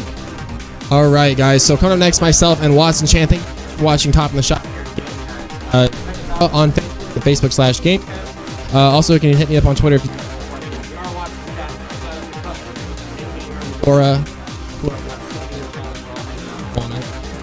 and Full Bleed as well. Thanks for watching, guys. More winners bracket action on the way, and we're gonna seal the night out. Let's go ahead and get these matches off stream really quick. Mason got now Alex. Here is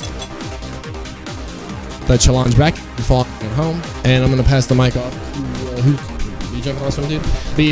It'd be Mason God and Swim Dude taking care of you guys for this next match. Go easy on us, folks. I know, I'm probably not the best commentator. Oh no, no deprecation here. We are not Full Bleed. We are top tier commentary boys. For sure. I'm not trolling the chat anymore. I actually left, but that's from. Oh man, Cups was just calling it the entire time. Yeah, right now, Robbie is fixing the thing, so it's gonna be Robbie and Watson soon. You can still see Watson. Thanks, Cups. I think Jay Slow in the background. Not a lot to commentate on yet, buddy. We don't need your sarcasm here. Oh man. Why don't you come out for once? Yeah, I know. What happened, man? I haven't ever played you in tournament. I played you once at a meat rack. Anyway, about to get into the swing of things. Watson Chan, Robbie V. About to go at it. I think Watson's gonna stick with Sakura. I think that's what he's been doing now. He was gonna play Kin for a while, and I think I don't know. I mean, since I've known Watson, he's been playing Sakura, so it feels weird to me when he's trying to switch to Ken. He had a character crisis because I know. He had a character crisis because he felt like some matchups were unwinnable with Sakura, and he talked to a lot of people about it, and I think that the consensus was, even at your worst, your Sakura is still going to be better just because you know the intricacies of the character better. Definitely. That's what I'm thinking. Oh man. I'm going to have to hold it down by myself. That'd be awful. Maybe. I don't know where Chris is going. I can do it. I have faith in myself. Cups is calling you out right now, Mason. Well, that's because I dodge meat rack all the time, but that's beside the point. I feel like you dodge tits as well, top in the shop, a lot of times. Only in the weeks you win. I was afraid of your jury, dude. I knew psychically. Afraid of my 0-2, my 1-2 jury. Yeah, we need someone on commentary. Okay, good. If you were looking at the bracket, the Hell Forte versus El Alex was Hell Forte was playing some The craziest and wildest fighters have assembled from around the world to join in the fight. Cotton to playing a con for the final match. But let's see, we got Ken versus right Sakura. there. Yeah. That's what we got. I think we're backwards. Robbie. They did the wrong sides. That's okay, I'll fix that. That was Robbie. Mason's gonna fix it. We got the names backwards, but we got it. Oh. Probably a button check first, because that's how they do. At this height, like when you start to get into the finals with for winners and everything, it's reckless to not do a button check. Honestly. Definitely. Also, it's really interesting because I'm gonna fuck all this up. Don't just leave it, man. It's not that big a deal. Okay. I'm pretty sure we're not gonna. Is there an update button we have to push? Maybe. Why would they leave us in charge here, man? Yeah, this is fun. It's gotta be right here. There's gotta be like an update button here somewhere. Oh man. Oh Jesus, we're gonna ruin everything. Anyway, the fight itself is going on. Yeah, it looks like they're just going into it. And one thing I know about Sakura is Fireball game. It's not that good.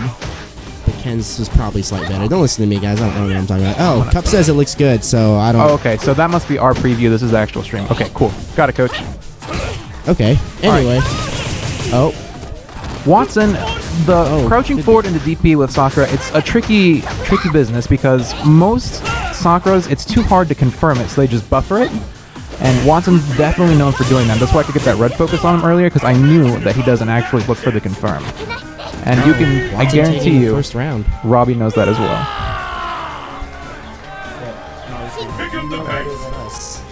Switch one of us up. Oh, Robbie V putting on the pressure with fireballs.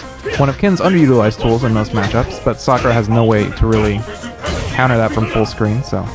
I think it's really cool seeing Watson, because when I first started joining here, Watson was like middle of the shop. Now he's definitely like one of the top players, I would say, that shows up. I think he got second last week, just behind Kyle Brockman himself. Oh, it's behind Fire Team? Okay. You're right. It was behind Fire Team. Oh, there's the stun. Robbie, want to talk about the train? Well, the thing about Robbie is I do know he's very momentum heavy. I know he will use that first round to just try to pick up your tendencies. And so that might have been what's going on, but I mean, it's pretty good back and forth. I do know Watson Chan is the hands-down god of anti-airing normals. It's true. And just footsies and spacing in general seem to come so naturally for Watson. It's really just a pleasure to watch. And there was that anti-air I was talking about. I hate it. It's like Sakura, Akuma, and Jury have a really good normal anti-air. And I can't talk because I play Jury. DPFADC, -5 now, and Ultra definitely taking advantage of that with that combo there, but Watson ended up dropping it. There's this one reset that Watson used to always do. He would always just dash under. Good EX. Watson dropping 2 combos this round, very unlike him. Usually he has those Tatsu loops on lock. Again, with the fireball pressure, Robbie has to always look out for the Ultra 1. Watson could do a dash up Ultra 1 from some of those ranges, but until he does that, I know Robbie's going to keep just pressuring him. Go 5-hour war. You got to make your opponent prove they can do the things before you need to be scared. Oh! Wow. Anticipating the fireball. It happens. Watson Chan goes up 1-0.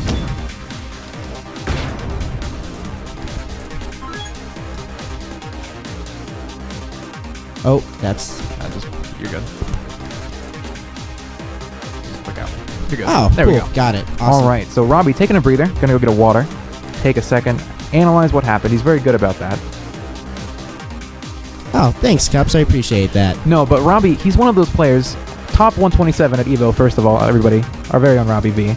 But he's very good at analyzing his own mistakes more than his opponents, and he just refines his game because he plays so solidly that if he figures out what the edges were in that round for him, and he smooths them out, he will win most matchups and most rounds. He's probably switching characters to get a little bit more time to think about it. That's one thing I really love about coming to the top of the shop is I would love it every single time to play against someone who's just going to destroy me, to have Robbie's commentary so I can listen to it, because I've definitely, like, just listening to it, I learn a lot and it makes me a better player. And Gamer saying needs to respect Watson a little bit more. Watson's coming into his own as a player. Like I said, definitely one of the up-and-comers. He would have been in the KC Challenger Series. Yeah. I think Watson Chan actually chose not to participate. He did. He didn't think that, he just didn't feel like he wanted to do it. So he declined an invitation to the Challenger Series, but he was one of the 15 picked. Oh, he actually made it out that he was just one of the alternates. Was he? Let's get started. Oh, okay. And then I didn't actually do that. I didn't go. Yeah. That's because Getting right back into it. Step kick pressure into sweep. Ooh. Sakura's roundhouse is one of the best normals that she has, especially against Ken, because it would beat out step kick if he times it properly. He's got step kick pressure. He has a good counter hit. I assume that's on reaction because Robbie is good like that. You'll notice that after step kick, most of the time he does low forward because step kick counter hit combos into low forward. Ooh. I know Robbie goes into the training room. He practices all kinds of just different confirms, counter hit randomly, block randomly, and he just does that for hours. Seems like Robbie's footsie's gone up a level since the last round. Seems to be getting a lot of good counter hits, a lot of good pokes. Just playing a little bit more patient. There we go. Chris Becco behind me analyzing the commentary or the game as well says that Watson was going for Ultra. That's why he didn't block there. Oh, big damage. Good FADC combo. Chris doing this commentating right here. How he can take this fight if he wants. Ken's low forward fireball isn't a true block string, and so Watson can Ultra through it regardless of range. So that's what he was going for, just messed it up. Ooh, counter hit medium punch. Robbie with those spacing, just putting on the pressure. The footsie game is just too. He's like just hands down solid footsies right now. Oh, see, again, Watson dropping the combo. Normally he hits all of those, and so maybe he's just feeling the pressure from Robbie, or maybe he's just having an off night. I don't know, but that's the third combo. Just sweeped the walk up, got a counter hit. Watson was looking for something there. It's 1-1. All right, Robbie coming back on a tear, getting that momentum back. Like we said, like him taking that time to think about what he did was all he needed to do to make the adjustments. I think I saw him jump once that entire set. He definitely was just playing solidly, just punishing things. Watson sticking with Sakura, only real option here. His Ken's just not on the same level as Robbie's. There's just nothing to be done. If anything, I think Watson doing so well in that first round is him picking up Ken and learning a little bit more of the intricacies of the character. Oh, definitely. Anti-air right there. Ooh, going for the throw. Watson's main goal right now is to get Robbie cornered and start applying that pressure. And here he goes in the corner pressure. What's he got? There's the setup. Yep. What he goes for? Ooh, just a tick throw. Double sweep and gets out of the corner with the Tatsu. Very good. Wow, Watson getting so much mileage out of those throws. Ooh, big damage. FADC to keep up the pressure. Missed the Kara throw. Go forward fireball. That fireball pressure, like I said, he's got to be careful of Sakura's Ultra 1, but until Watson does it, Robbie's just going to keep doing it. Oh, there's the throw. Like I said, so much mileage out of those throws. All right, here we go. Match point for Watson Chan right here. Let's see if Robbie's going to adjust. Go back to that solid footsie game he had last round. There was the Kara throw. Kara throw actually takes a couple more frames to come out for the movement. So it is a risk when Robbie does it because it's not quite as fast as a normal throw. Okay, the step kicks. There's the sweep. Wow, this round for Robbie is just looking so much better. Just doing all kinds of pressure. There's that throw again. Watson just getting so much mileage. EXDP, catch the backdash there. It's waiting to get the full hits. Robbie's like, you're going to throw me a bunch of times. I'm going to throw you a bunch of times. Gosh. I want the throw as well. All right, match point for both of these. Every time Robbie's gone for some kind of hit there, so the throw was a good adjustment.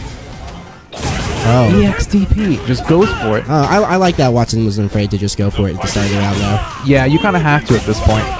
EX Tatsu, there we go, the reset, dash under. Oh, but he put himself in the corner. That's the risk you take with those resets as Sakura. If you don't get the hit, then you, most of the time, put yourself in a worse position. They're even. There's a good whiff punish. Right Drops there. the combo again. Oh my gosh. Right there, just a basic B&B from Robbie. Oh. He knows him so well. That was supposed to be Ultra. All right, no meter for Robbie now. He's really close to building another meter. Oh, the sweep counter hit, and Robbie just got to play it safe. And there we go, just two low forwards. That was a very... All right, I'm passing the mic off. I got to go play. Alrighty, looks like up next we've got Mason God. Mason God and L. Alex, I believe, coming up next. Yep. Mason God and Elks coming up next. Also, L. Alex, let's see. Robbie. 2-1. Robbie.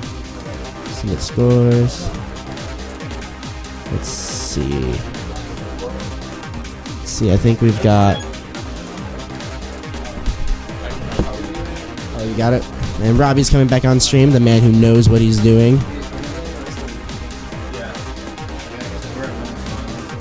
And we will be doing the rest of the losers matches on stream as well, so you'll get some more Street Fighter action coming at you. Robbie is stronger on the ground. Classic Robbie comeback. I feel like just plays with us sometimes, just lets us get that false up going. It's that L.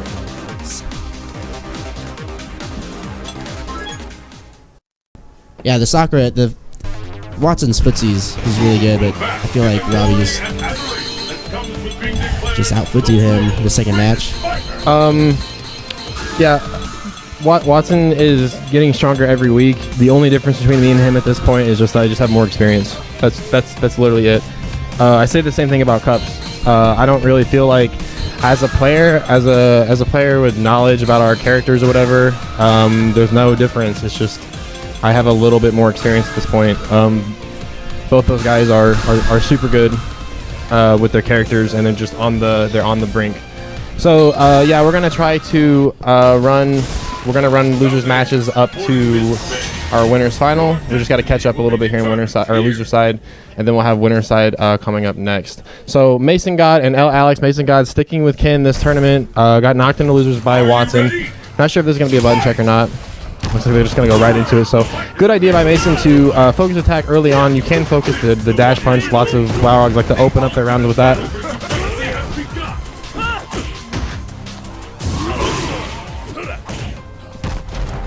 This is not best Balrog. I took the title back away from Alex yesterday, actually. 5-1. Also, Alex has been playing with some other characters. I know he's been doing a lot of DJing, and he was doing a lot of Bisons during casuals, and he was joking about it, but he was playing some solid Dictator games earlier. Yeah, I mean, Alex has got a couple other characters to go to. Balrog is definitely his main when it comes down to it. You know, DJ and Bison are in that mix for sure. Both these players, I mean, really right now, there's not a lot to be said about the match, kind of feeling each other out, trying to figure out what works, what doesn't. Mason God's showing early on that, look, I can block the EX overhead shenanigans. Lots of dash punches right there. The number 2, level 2 turn punch, of course, not safe on block. Level 1, only -2. Oh, nice combo right there. Yeah. I'm not sure if that actually comboed or if we saw Alex trying to throw afterwards. We'll see to its completion. Should be 2 hits on the ground, and then I can't remember how many hits Ultra 1 is. But regardless, nice. Yep, so watching at home, those EX rush punches by Balrog, while you do get a click of armor. Oh my god, dirty stuff just over the top. Ring the bell twice. Gotta be close to stun here. Oh, there it is. So you can throw Balrog out of all of his EX rush punches. He gets a tick of armor, but they're kind of slower to react, and you do get a chance to throw him. And good carry throw setup here. Keeping him in the corner. Ooh, yeah, that works with Ryu. Because low forward EX Tatsu, he just stays in front. You don't give up the corner that way. Right now, I feel like Alex is playing a lot of defense right now, which is perfect because he had the life lead. If he would have punished with Ultra, he would have won the game. Mason, that is. Still a chance here. EX, yep. Yeah, he was in chip range the whole time. Light punch, dash punch, when spaced correctly, it's always -3, but when spaced correctly, you cannot punish it with DP. You cannot do it.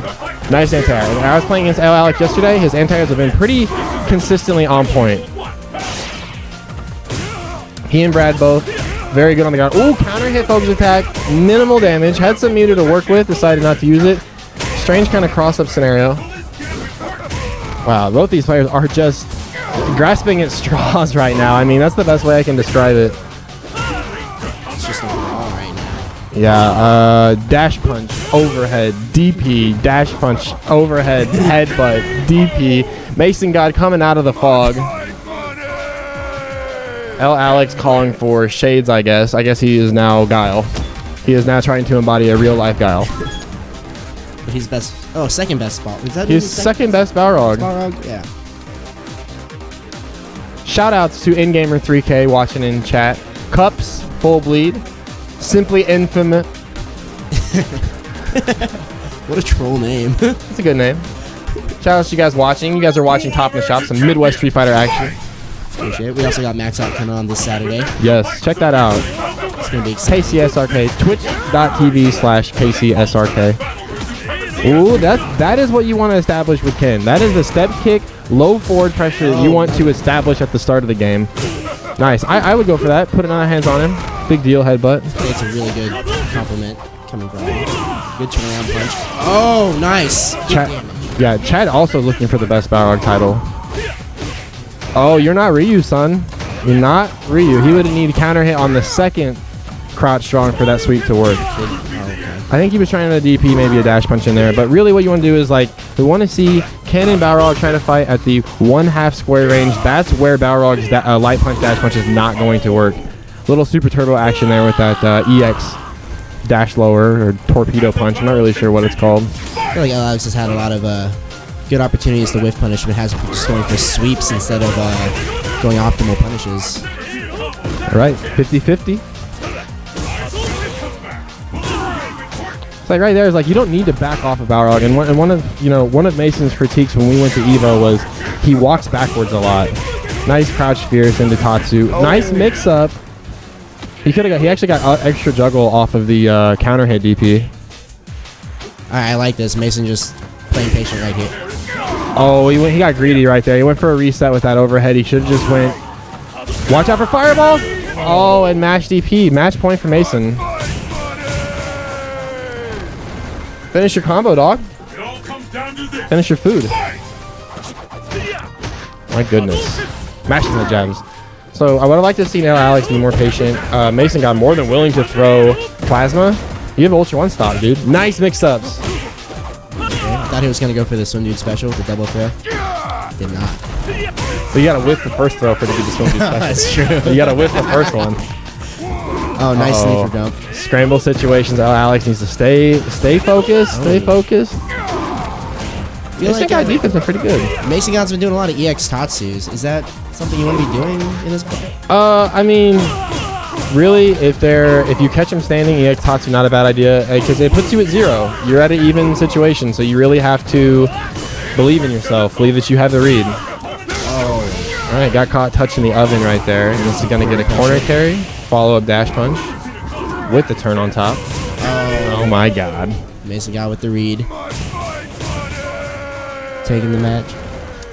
All right, so that is gonna seal the deal. Let's see. Let's get we get Worst Behavior and Mason God on stream, and then Watson Chan and Where is Mason off stream.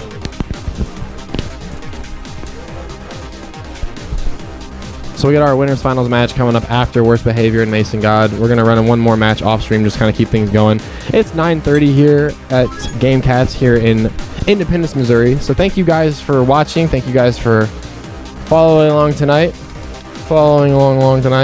Blood sugar took a dive during Watson's match. I had to chug that Pepsi. Was you chugging that Pepsi or chugging that Pepsi? I chugged that Pepsi. I chugged that raw Pepsi, the non-diet style. It was terrifying. Is that safe for you? I don't know. Well, my blood sugar is low. Oh, so to bring it up, I got to drink sugar. Diet Coke does not have sugar. Diet Pepsi does not have sugar. Does the aspartame? I don't know how to say that word. Does that not do it for you? What? Aspartame? Oh yeah, whatever is gonna give me Alzheimer's later on in life if I drink too much of it. Is that confirmed? Oh my goodness. It's not good for you. It's fake. It's fake there's as a it gets. between game. Oh, I wish Mason and I had known about that. Oh, the between game link. Alright, looks like we got some Worst Behavior and Mason God, just some button checks. Maybe? Doesn't look like button checks.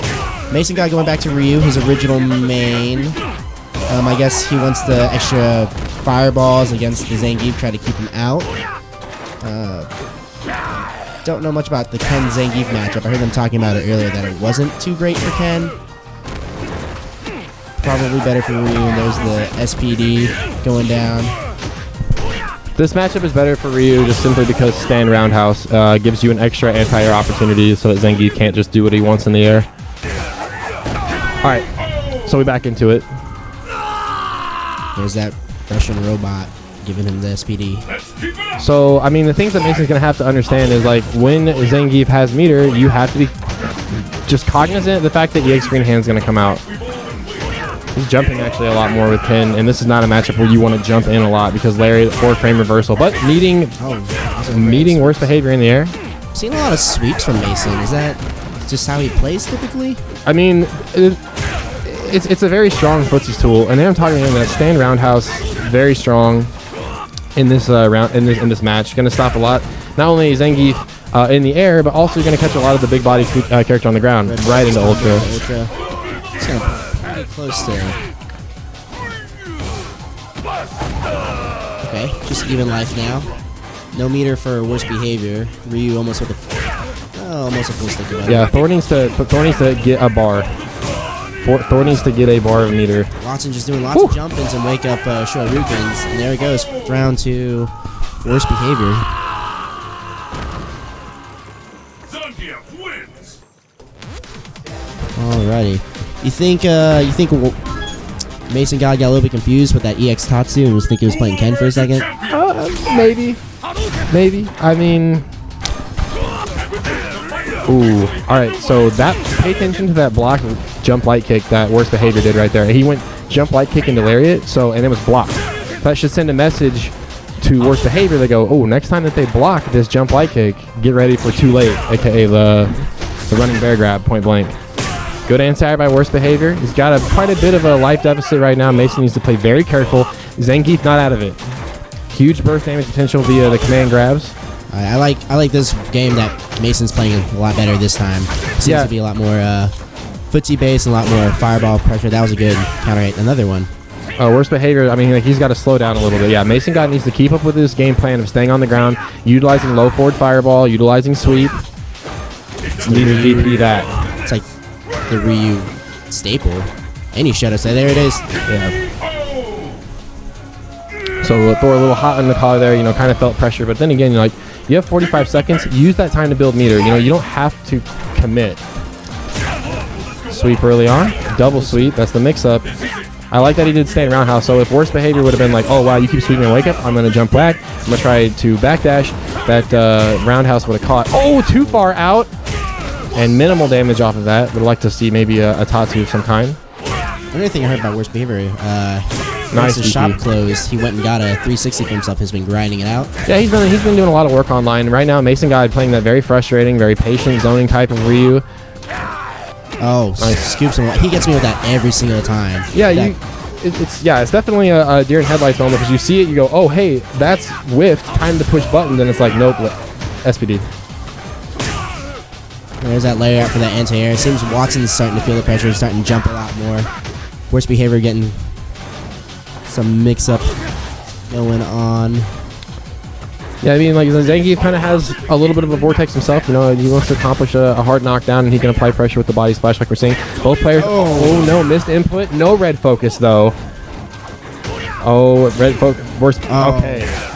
Oh, you know, you hate to see that kind of thing happen, mainly because if worst behavior just would have got his red focus, it would have resulted in match point. So match point for worst behavior. Mason God trying to hang in there. Starting out with a strong zoning game, burns a bar to chuck that full screen plasma, gets caught holding down back SPD. What's the mix up here? Green hand gonna back off, baits out the DP. Nice by worst behavior, not burning any meter right there, just gonna stay on top here. Lots of ammunition, and this is a rough spot for you to be in because really the only way that he can catch up, the only way that he can burn meter is by full screen fireball. Well, Zangief has got a full stick of butter to work with and narrowly avoiding that EX fireball. Gonna trade. Life dwindling down. Mason's going to need some really strong mix-ups, really strong, I mean, I don't know. He's just going to need a miracle at this point, and he's just too far outside of it. Too late. Should be for worst behavior. All right, so coming up next on stream is going to be myself and Fire Team in Winners Finals. It'll be 3 out of 5.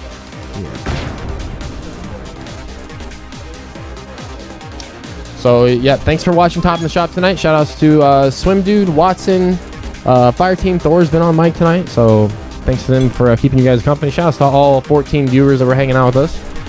Hope you guys are having a good Thursday night, and we've got Winners Finals coming up next. Winners Finals 3 out of 5. Fire Team versus Robbie V.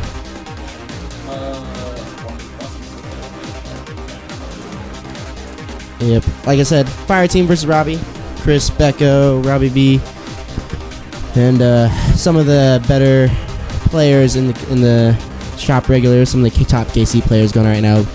Both players in the KC Challenge Series. I'm really hoping someone's going to come here and commentate with me because I'm definitely not the guy you want on solo on the mic, but the two people that we want on the mic are playing games. Watson's playing games. So, looks like it's just me hanging out right now. It's all good. So it looks like we're probably going to see they're setting up. I'm going to guess Akuma versus Ken. If you were watching earlier. Oh, thanks, Cups. I appreciate it.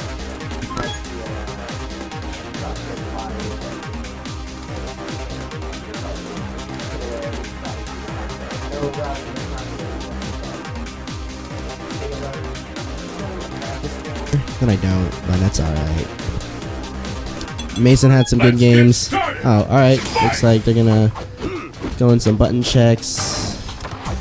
Got this going on right now. Let's see. V.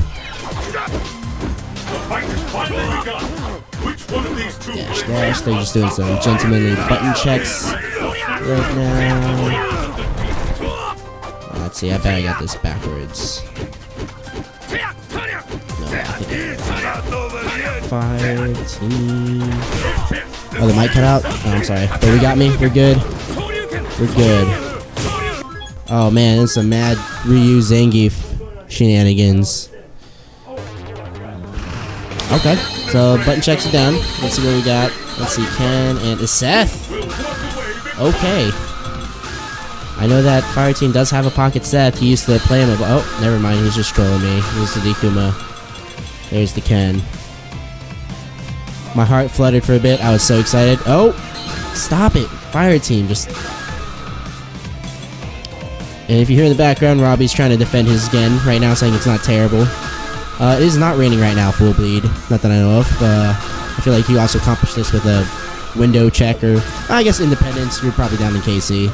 So don't listen to me. I don't know what I'm talking about. Once again, I'm really sorry, guys, that you guys are stuck with me. You're just going to hear a lot of bit of me talking about random things going on. Alright, Kuma versus Ken. Some of the top players in KC going head-to-head right now. It's interesting because Ken is... People tell me that Kuma's more like just a slightly more damaging Ken. Play very differently, though. Alright, let's see how it goes, right? Oh, and we are doing something else? Now I'm confused. It seems they're going right back at it, so I don't know. Maybe it was the wrong stage. Oh, they didn't want the Secret Lab stage. That's what it was. They had to go to the... Oh, thank What's up, guys? God. I'm back. Don't worry. I got your back, Brian. I was full of rage because of all matchups to lose. It shouldn't be Zangief. I really hope you go back and watch it because you had there's a game where you were so solid on the ground, solid footsie, then you just started jumping. I don't know. I know. And every time I jumped, I felt my heart just shatter, and I just wanted to bite a bullet. Regardless, about to see some high level Alias. All right, here we go. Oh, no Alias. Yeah, what's up, bro?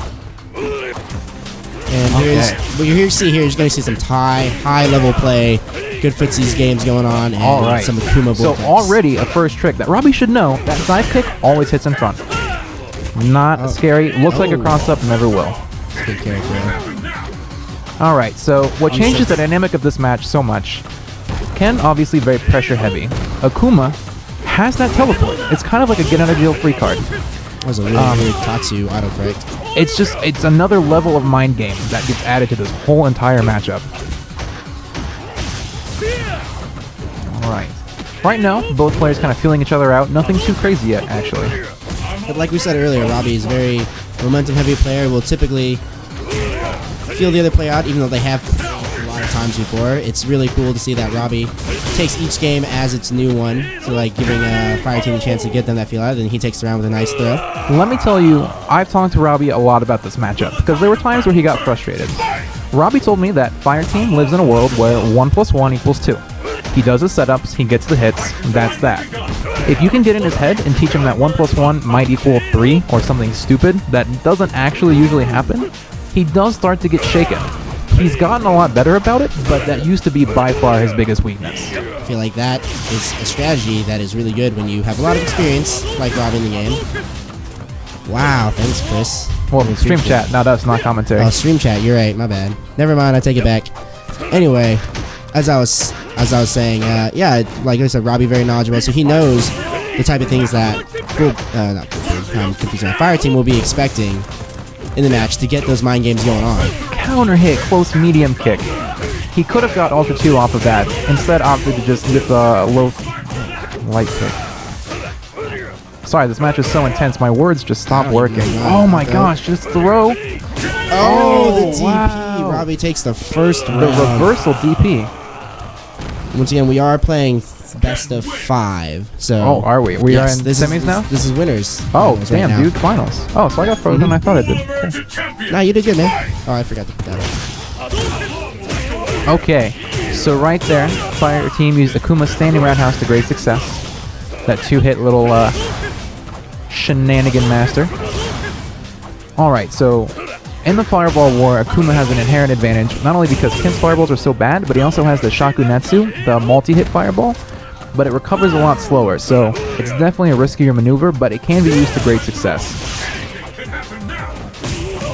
man, I just messed up the bracket really good. And a little bit about the Ultras here from both characters. Robbie V, he picks Ultra Combo W just because of the versatility. He can do FADC into Ultra 1 for the max damage, or he can do Ultra 2 to chase down teleports, which is a big factor in this match. Fireteam knows this. He picks Ultra 2 so that way, if he tries to Ultra 2 to chase the teleport, he can Ultra 2 cancel his teleport and get the damage on Robbie. Lots of Ultra 2 usage there. Ooh. Robbie V just spacing with crouching medium punches. Just feeling it out. Uses the meter. He's got the life lead. He has no reason to go in. As counterintuitive as that seems with a pressure character. Oh, good Kara throw right past the low jab. Since I've gotten on the stream, I've seen the throws just like multiply. So many throws. Right there, canceling the Ultra 2. Special thing, Fireteam always does. He always gets me with that too. Really good at hitting that ring. I believe it's 1 frame. Well, it's 1 frame to cancel the teleport, and then you got to cancel the teleport into the Ultra. It's a difficult maneuver. Oh, the cross-up Tatsu into the DP. There you go. He's in chip range. Fireteam just needs to play it safe, and he knows this. He can't do air fireballs because air fireballs have landing recovery. Both players know this. Robbie knows how to punish them. Fireteam knows not to throw them. There are just so many mind games happening in this. It's nearly impossible to go through them all as they're happening. Are you ready? Fight! Just walked up focus attack. Just proving that he can be bold. Good tick throw setup from Fireteam right there. Oh, got the overhead counter hit. Step kick counter hits. Oh, Fireteam with the risky DP. Akuma has no life. He can't really afford to take risks like that. But he's 850, 900. I think that it's 850 actually. I think he's tied for lowest with Evil Ryu. Maybe even Seth too. I don't know. I'm not a machine like Fire Dad is. Ooh. Funny story. Oh man, he gets the cross-up Tatsu with that Akuma anti-air I was talking about earlier. I went to Evo with both of these guys. That crouching medium punch into crouching medium kick is a 1 frame counter hit only link. Fireteam spent hours practicing just that. He loves to just throw those out there and look for that and then get the max damage. The cross up. Big damage from Akuma. Looks like Oh, threw him out of the startup. There's the Akuma Oh pressure. my gosh, What's the he got corner for the pressure. vortex? Set up Just the go wall. for lows. Oh, 3 and then walk up. Oh my gosh, the overhead that time. Do not ever attempt to fireball. Oh, is this going to be switch it all around? Ken can get this game going. Oh, the Tatsu. Oh my gosh. All it'll take is going to be one more mix-up. Oh, the crouch fierce anti-air. Sometimes the simplest things are the most effective. Fireteam going up 2-1 real quick. Let's see I was if scared for a Robbie's- second. I forgot this was first to 3. Yeah, it's out of 5. It looks like they're just going to go into it. Robbie's not going to take It's like the he time. knows something we don't.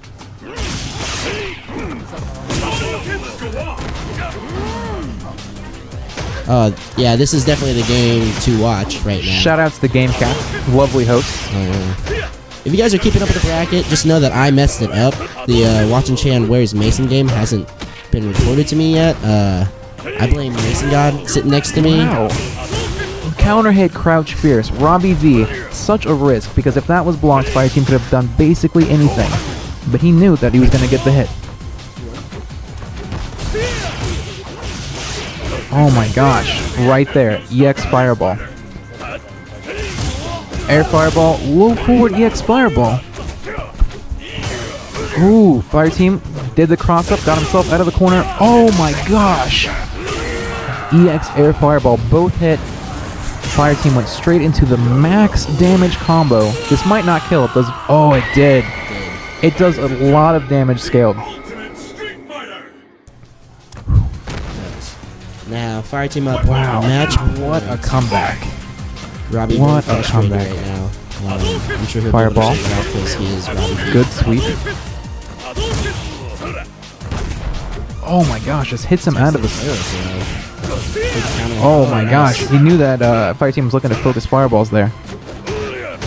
Good defense by Robbie. Oh my gosh, low forward EX Fireball. Now Robbie's in the corner. This has been where most of the rounds Fireteam has won have come from. Good tech. EX Tatsu's to switch positions. I respect that. Not much Akuma could have done anyway. Just steps.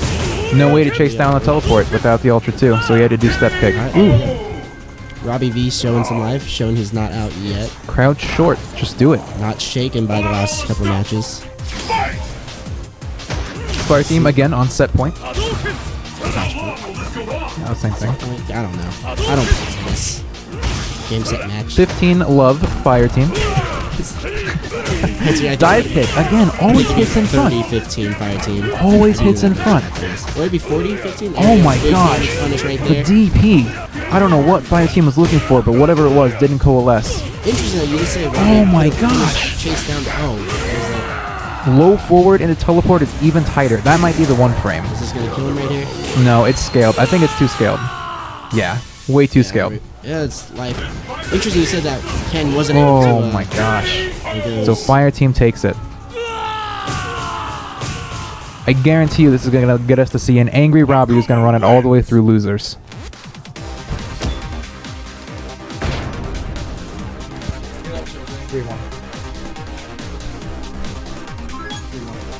Oh shoot! I already messed up the rack.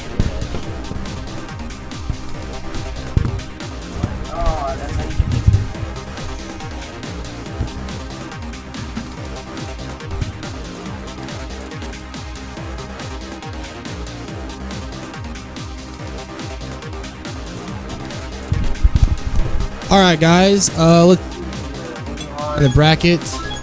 Worst behavior.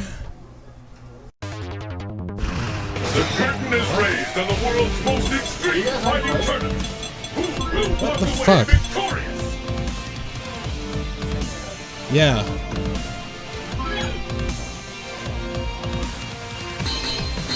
All right. I had to fix the bracket really quick.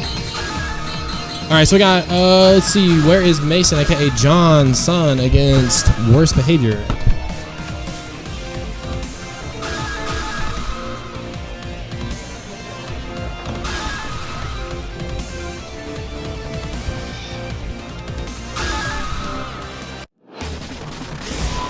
South Asia, Morning Mist Bay. Fists will fly at this location.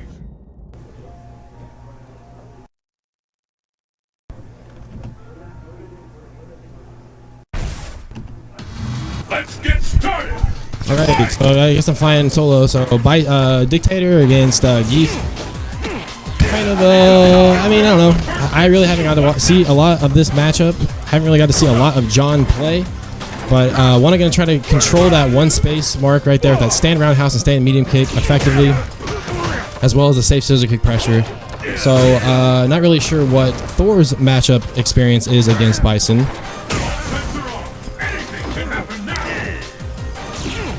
Trying to find a way in with green hand. What's up, BG Callisto?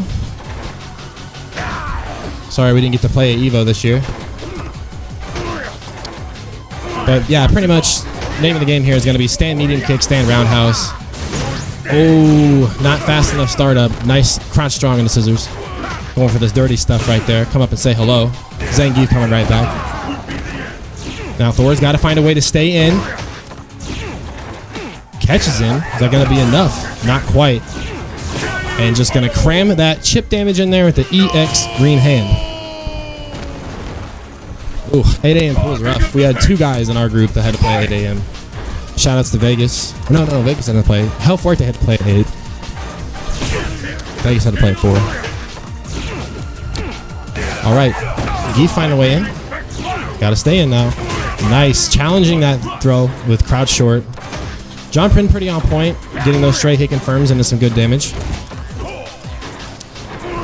Bison just got to be that wall, and I like that Worst Behavior jumping in with those knees. Changing the jump arc of Zangief is going to be so important, especially if you got against a character that has pretty strong anti-airs. Oh yeah, sure. Alright, what's up, guys? Worst Behavior up 1 game. So this is losers semifinals. I'll be playing the winner of this. Man, I teched like 8 throws, and they just didn't happen. I got thrown like 8 times. I didn't tech a single throw against John. It made me very sad.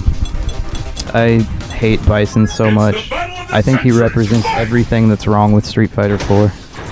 Bison? Yeah. Because he's like the epitome of just like reckless reversals and just mashing buttons on your wake up.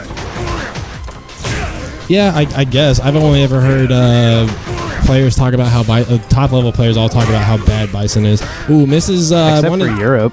Yeah, Europe thinks he's like Combo Fiend in Europe think he's top 5. Yeah. Specifically Combo Fiend. Nice take throw set up after the big hand. Ooh, gotta punish that. Yes. So, much like Balrog, Bison excels at basically safe pressure. Yeah, Cubs. I'm very upset about it. If you can't tell by my melancholic demeanor. Early footsies match. So like I said, much like Bison, or much like Balrog, excuse me, Bison excels at some safe pressure. Strong poke, stand medium kick, stand roundhouse, and well-spaced scissors are difficult to deal with for a lot of characters. But like I say, worst behavior, finding a way in. And right now, like you don't even like really need to cross up Bison in the corner because he can teleport. He's weak off the ground. EX Devil's Reverse, EX Head Stomp. You can just walk underneath it. Too far to punish. Yep. Want that stand light kick green hand. Punish that one. Not sure if worst behavior gonna need it. John looking for something here. Yeah. He started out so well. He was zoning so well with stand roundhouse, stand medium kick. I think he needs to really just stick with that. Sure. Right now, yeah. And Thor can basically just sit on this lead. Yeah, Thor doesn't even really have to do anything. He can just hold back. He could spin 2 bars to EX green hand and probably get chipped. Oh, big meaty jump. Is that neutral jump medium punch or hard punch without the... I think it's hard punch without the down input, right? For headbutt or whatever? I'm not sure. I don't know. I mean, all right. Stand hard kick as an anti-air with Ryu is like very situational. I mean, if you are in range to use it, DP is the optimal anti-air with Ryu. All right, guys, coming up next, we got Losers Finals. It's going to be another 3 out of 5 set myself against Worst Behavior. Thanks for watching tonight. This is our new channel, Team KC. Hoping to bring more solid Kansas City area Street Fighter fighting games to you guys. So thanks for hanging out with us tonight. Shout-outs to BG Callisto. Sorry we missed each other at EVO. Shout-outs to Cups, Full Bleed. No Alias, I see you hanging out in there. Jeremy Yon. Alchemist X, thanks for coming back again last week, dude. But yeah, I do remember that, Cups, when you took a couple months off, which, you know, maybe, I don't know, maybe that's something I need. I think right now I'm just really jaded about my character because I'm like, I know it's not true, but I feel like I'm the, like, only, my character's like the only one sometimes that doesn't get to wake up with stuff. I know your character has that problem too, so I know it's like really in my head and it's all about just me needing to get better. But I'm just kind of frustrated. Anyways, we're going right into... Dude, every character doesn't have high damage in Street Fighter. A lot of characters have really low damage in comparison to the Street Fighter 4 counterparts. Who said that? Full Bleed. Yeah, like Ken. Ken has no damage. In Street Fighter 5. And Ryu has actually less than he does in Street Fighter 4, actually. Yeah, well, especially now, because he got nerfed in the most recent build. Oh, cool. Yeah, but he does... Characters do less damage. And especially in Footsie, they even do less damage than they did before. Low forward fireball does less damage in Street Fighter 5 than it did in any iteration of Street Fighter 4. Yeah. In comparison. It does 110 damage, I think. I feel like low forward fireball gets worse damage-wise in every game. Yeah, dude, it used to do 140 in vanilla, then it did 120, then 130 in Ultra or AE and later, and then now it does, and then in that game it was like 110. I'm like, why would you, what's going on here? Well, it's like in Super Turbo, like jump in low forward fireball is like a stun combo. Yeah. And it does like half your life for like the whole cast. Alright, so Robbie opting for Chun-Li. I know he likes this match a little more than he does Ken versus Gi. And I definitely would as well. Chun-Li, the only issue is that it's one of those things where you have to play perfectly. In theory, Chun-Li is one of the best characters to play against Zangief, but man, you do no damage, and that character, as you can see, already putting a pretty big life lead on for Worst Behavior. Right. Wow, that standing roundhouse, this is from normal standing roundhouse. It reaches, just 3/4 of the screen. Alright, so relatively even game right now, just playing neutral. Great defense from Thor right now. Going in a little bit and eating a little bit of damage for it, not too much. Okay. Wow, good combo. Yeah. Good combo completion. And Robbie content to just chill after that burst of damage. Put him at a pretty significant lead and doesn't really want to let Finn because if he does that lead, he'll just disappear. Wow, fantastic punish. Yep. I can't believe he was able to build super this whole round. And that's the reason why I didn't mind using it as well, because if he knew he built super in one round, well, what's the next round to him? He's going to build it all back. Yeah, sure. And especially with already almost 2/3 of a bar there, he's going to be looking pretty good for this next round as well. Yeah, definitely.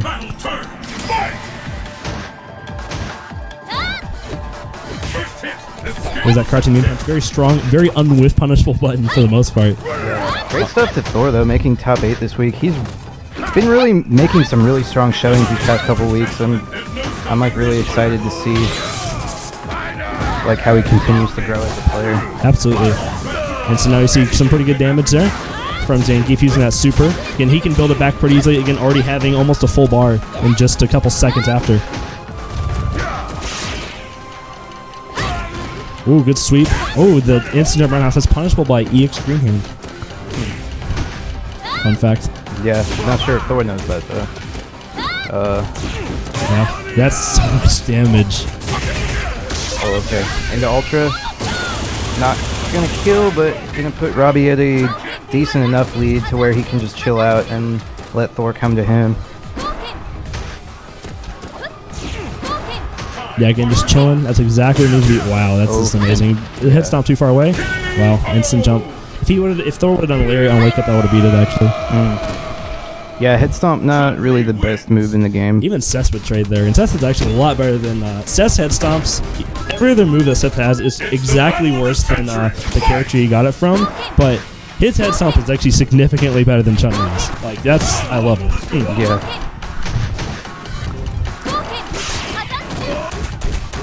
Good combo there, getting just solid combo completion. Wow, that instant jump back roundhouse. Then seeing those big buttons from Robbie V. Actually, I want to see some more jumping from Worst Behavior. I know that sounds a little counterintuitive, but when you see big buttons, see like there, see he used a big button, jumped in, punished it. Or if he didn't punish it, you get some free pressure off at the very least. Yeah, I mean, jumping in general is not as bad against Chun-Li as it is against most characters because most of her anti-airs are really situational and aren't the most reliable in the game. And if wow, that visual mix-up. It wasn't an actual mix-up, but you saw him walk away, and Robbie V's like, oh, it's fine, I can chill. And then you just see him get scooped up immediately after. Good stuff for Worst Behavior going for that walk back. Yeah. Oh, good. That jump meeting kick very strong. No lariat from Worst Behavior. You need to take the trade every time. It's totally worth it for Zangief. Yeah. And any damage you can get on Chun-Li is totally worth it. Because, I mean, she's going to do a bunch of damage to you for free anyway, so it's how much damage you can get on her, before she kills you is the question. Yeah, that's something I think a lot of people underrate is just how much damage and stun Chun is able to dole out. Yeah, especially if you get hit by like 3 fierces in a row. Yeah. So she just jump in, hard kick, stand fierce, then she does standing roundhouse and hit you in the head. That's like 700 stun, Yeah, and especially because Robbie's getting like slowly but surely getting more consistent on those legs loops. I know like he's expressed They're hard as hell. Yeah, expressed how hard they are in the past, but I've seen him land a couple. And I'm like, I really hope he's able to get like super consistent with them because those are so cool. Absolutely.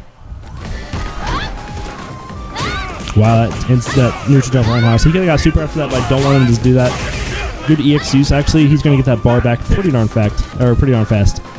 That jump in, not punished by lariat, definitely needs to be. And this big buttons from OV, keeping Worst Behavior in the position he wants him to be in. Okay, gets the knockdown. Gonna just sit on the lead. Yep, absolutely, every time. No reason to commit to anything right now, Zangief, because it's such a huge deficit. Yep, and especially if he hits this one standing fierce, that's super. Just like that. Ooh. Again, you don't... That's something people have been doing all night. If you throw a fireball, you should chill, because otherwise he'll green hand through, because he did a whiff jab just to kind of check him. And the thing is, though, is that instead of, hitting him, he's got blown up. Yeah. Oh, misses the ultra. Yeah. We can go low or high. But yeah, that's for something like if you're gonna bait out EX Green Hand, that's fine. But you actually have to block it. I mean, I know it sounds pretty elementary, but people have been doing like, oh, I did, fireball, and I'm gonna, do some kind of whiff to, try to bait it out. And it's like, you gotta block that, dude. Sure. Otherwise, you're gonna eat it just like as if you got punished for the fireball.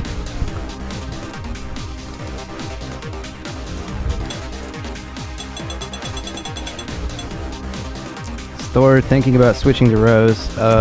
He actually just picked her up today. Wow. As a counter to Jury. Because he has so much. He struggled so much in that match with Zangief. Good solid damage here from Worst Behavior. Again, just needs to be chill about it, but he needs to get damage in. It's a hard balance, and that's what we're seeing from Worst Behavior right here. Yeah. See, now you can sit on this life almost. Yeah, definitely. Just make Chun-Li, see again, Light Punch SPD definitely been a strong option there. Yeah, and I mean, that throw doesn't hurt at this point. Great anti-air. Big number of buttons. Interesting. Again, just sitting on that life lead, letting Robbie B get the momentum, but I mean, if you're down 85%, it doesn't really matter. Yeah. Especially that much health.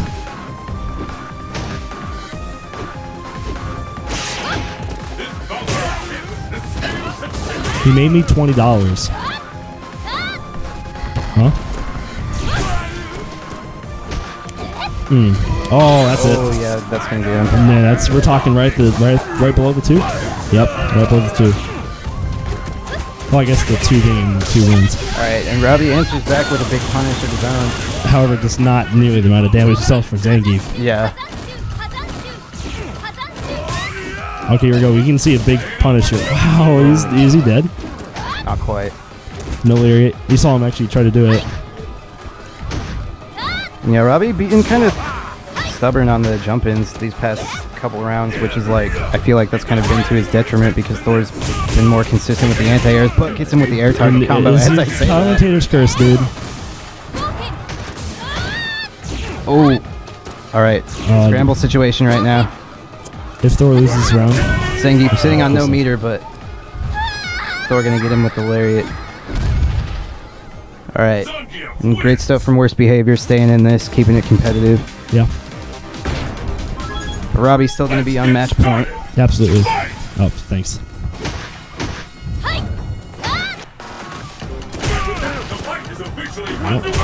Sweet. And so now I see Worst Behavior going down early again. He needs to get the damage while he can. See, no lariat again. The no lariat is killing Worst Behavior. Even if he gets a trade, that's totally fine. Anything is better than just taking raw damage. Sure. And I mean, generally, trades are in Zangief's favor. He Absolutely. Has so much health. And how much? She have 10. She has 950. 950 with 1050 stun. I believe so. Yes. Yeah, it's something awkward on the stun. Yeah, she has like insane stun, but a little bit lower than average health. Yeah, I don't think any girl except for Poison. I think as you made the joke about Poison's situation there. Yeah, well, even then they nerfed her down, right? Yeah, they nerfed her health in the most recent patch, so now she's at 950. Wow, that's a hit. Oh, wow. Wow. Chun-Li just out of range of it. Yeah, Chun-Li just again that smaller hitbox showing itself there. Not quite hitting Chun-Li there. But now we see match play from Robbie again. Any fierce will go into that super that you see from Robbie B, or just punishing Larry would have worked out pretty well. Yeah. It's pretty easy to convert to super with Chun-Li. Tons of options to do so, or just simply using it. It's a 2-frame super, of course. Yeah, definitely going to give him more options to punish light green hand and block sweep and things like that. But he uses the bar on the combo. Gonna make it back pretty quick. Yeah, though. absolutely. He just whiffs. Oh no, he doesn't have to whiff. He just uses 2 freaking. Wow, this is just brutal play.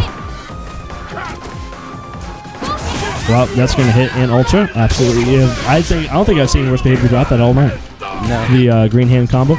Absolutely.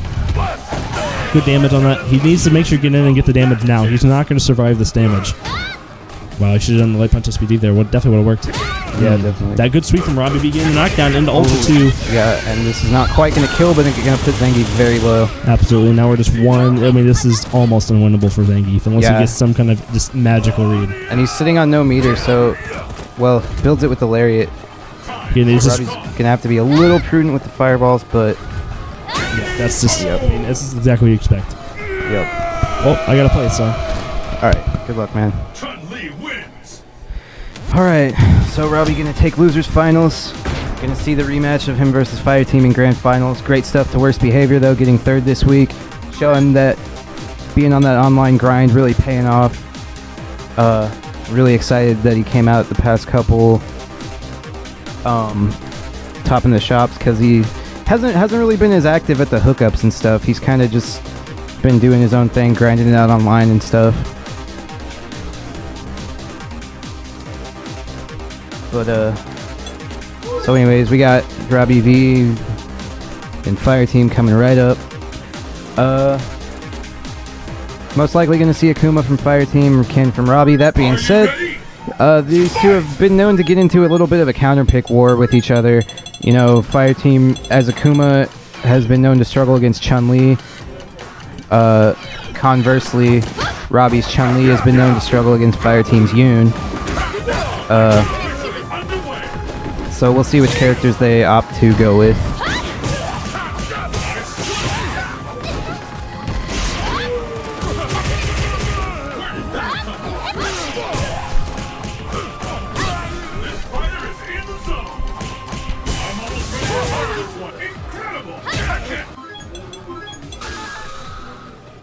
Are you wearing John's hat?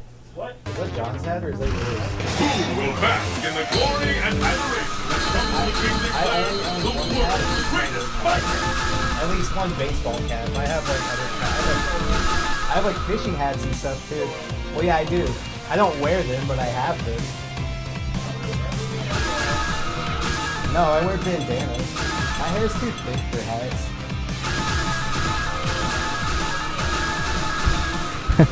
Hey, you guys should peep the meme I posted in chat.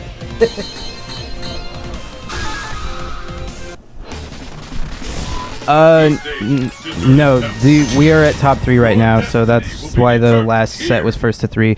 Only winners, losers, and grand finals are first to 3.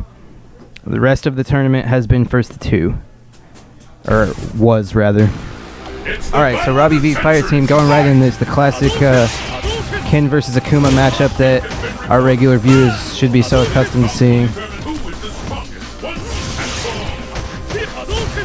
And you know, this is I'd say this is a pretty even match. Akuma with low health, Ken with great footsies on the ground, but Akuma a lot of great options in the air. Alright, so big damage coming in. Fire Team getting the overhead. Ooh, great anti-air DP. And gets the sweep. What's the... Okay. Great reversal from Robbie B, recognizing the unsafe setup.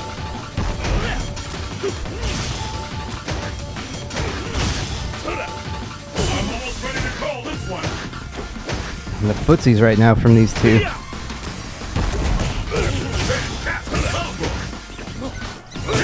Oh. Got him with the late crouch fierce. Pick up the pace. Fight!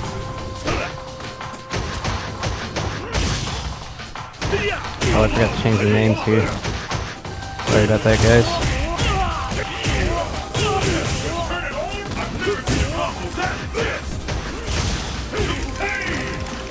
Oh, Fire Team gets the stun.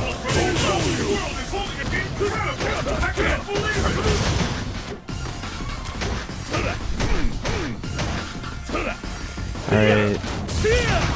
I like my names to be grammatically correct. Not all not all capital letters. So Robbie can hold that forever. Alright, and Fire Team gonna go up 1-0 in this grand finals. He is on winner's side.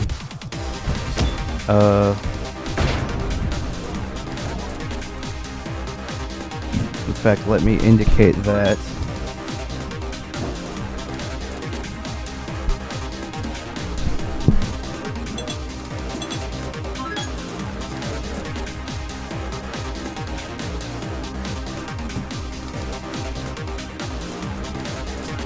Let's get started!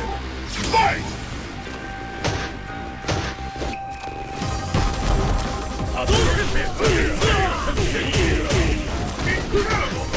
Okay, so game 2, Fire Team has control of the corner. Wow, that was a really crazy looking interaction right there. Robbie reversing the situation, still at a slight life deficit, but gonna sneak his way into the lead with that throw. And there you see the unreliability of any of Akuma's uppercuts other than light as an anti-air. If you're too far out, you will fall out after the first hit. That is why most Akumas prefer to not reversal uppercut, just because it's not reliable, and they would rather just teleport.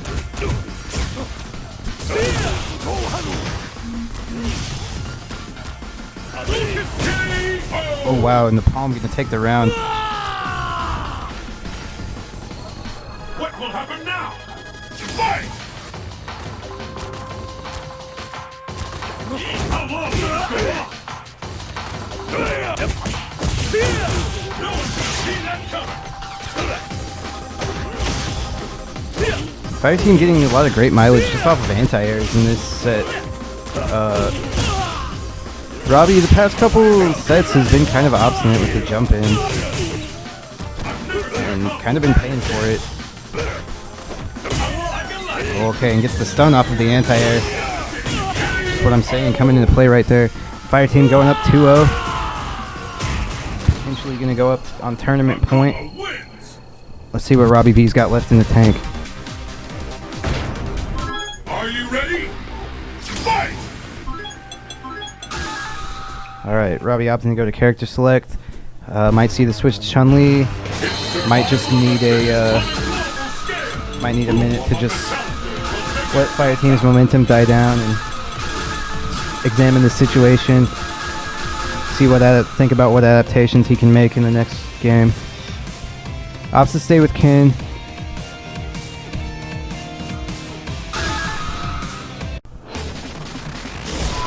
East Asia, deserted temple. Fists will fly at this location.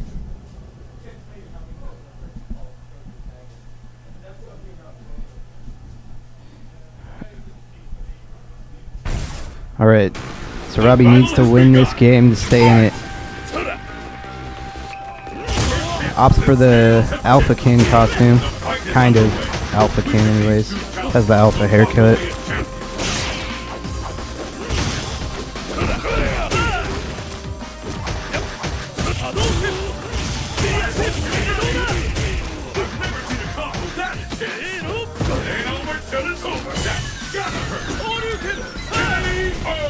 Alright, and super convincing round from Robbie. Great answer back. Staying in this.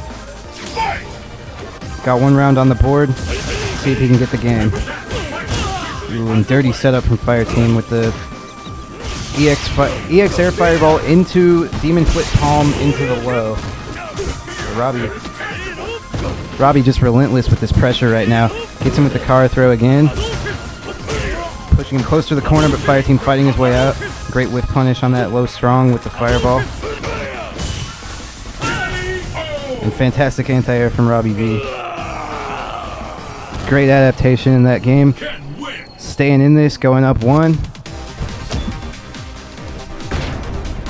will emerge a champion? Fight!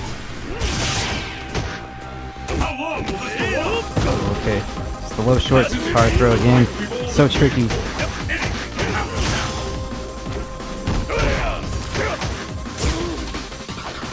Great throw tech. Alright, Fire Team finds a sweep. Wow, gets him with a cross-up Demon Flip dive kick. Into big damage.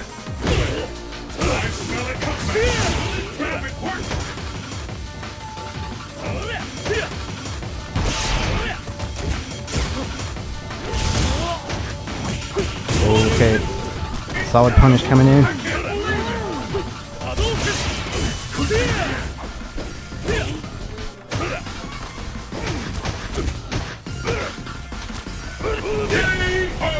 Oh, okay. Great with punish low strong from Robbie. What will happen now? Fight! Looking to even up the set here. Okay, gets the sweep. Chases the teleport with step kick. Not huge damage, but that mentally lets Fire Team know that teleporting is not safe.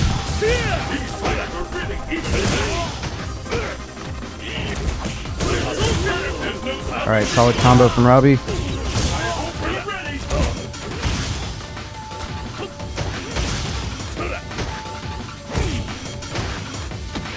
Oh wow, max range Kara throw. Oh, not quite able to catch the teleport that time. And for those of you that don't know, Kin can chase Akuma's teleport with Ultra 2. When Akuma has his own Ultra 2 stocked, his will beat Kin's if he tries to chase the teleport. So both of these players are definitely aware of that. So Robbie going up, even up the set count 2-2 at 2-2. This will be the last game of this set. Robbie needs to win to reset the bracket. Fire Team needs to win to take the tournament. Right, and Fire Team, car throw of his own there. Looks like he lands in front that time. And gets the stun. Fire Team gonna go up to tournament point.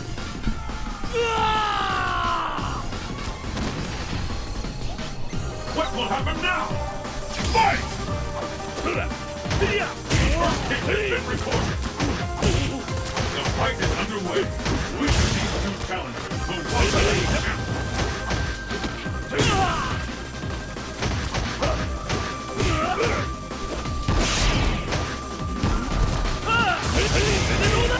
Oh wow.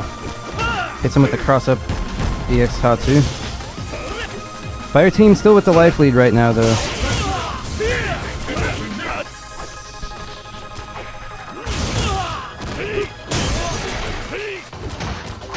And smart stuff with the Demon Flip Palm.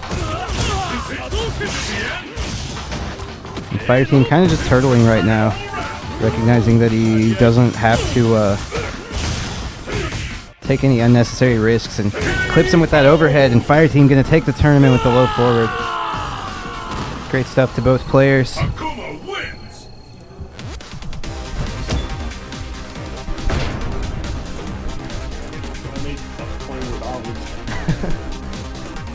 20 more Twitch What dollars. is blocking? Do you know of this action? No. I've never heard of blocking. I don't do that. Yeah, I just apparently get hit not. with everything. I just like jump into.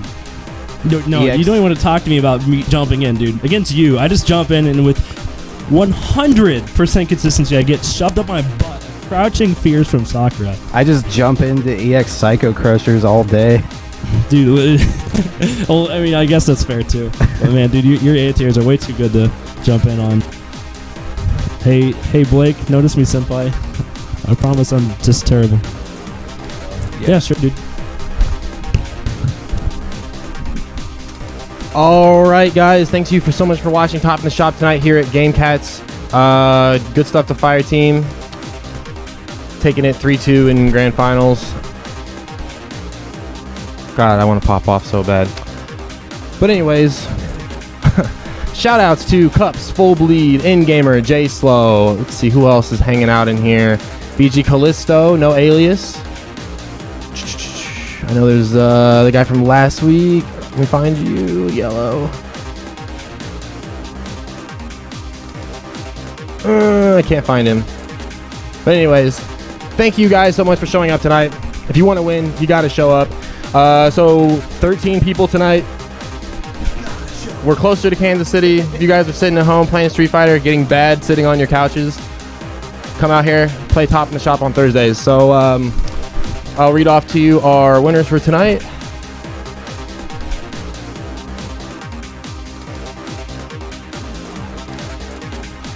Glenn's in here. Shout out to Glenn.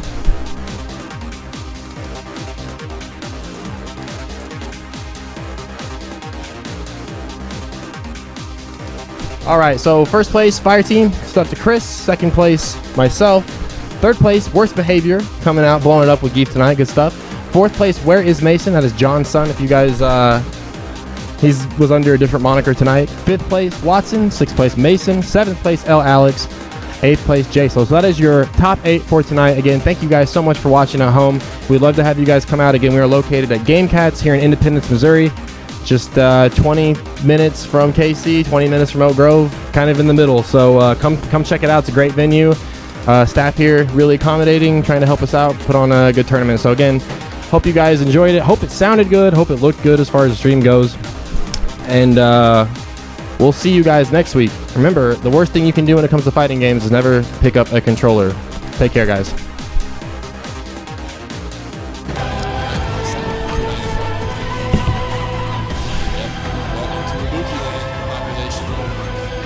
Tricky stuff. Lets it go. It just stares him down, and you're like, hey, now's the time to throw tag. JK, take the knee to the face. Well, Alex, granted, not quite the same skill level, but he still, gets the feel of the ins and outs of the technique. Wow, that was gross. Careful with which Tatsumaki you're using, because if you do use the roundhouse one, it will cross over the body.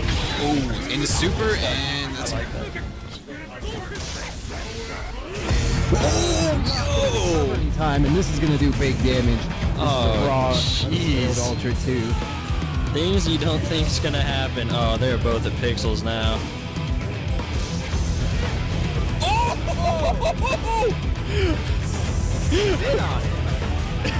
You ever aborted a demon from behind you? Careful, the medium gets him in the air. Throws tech. Jump in, throws tech again.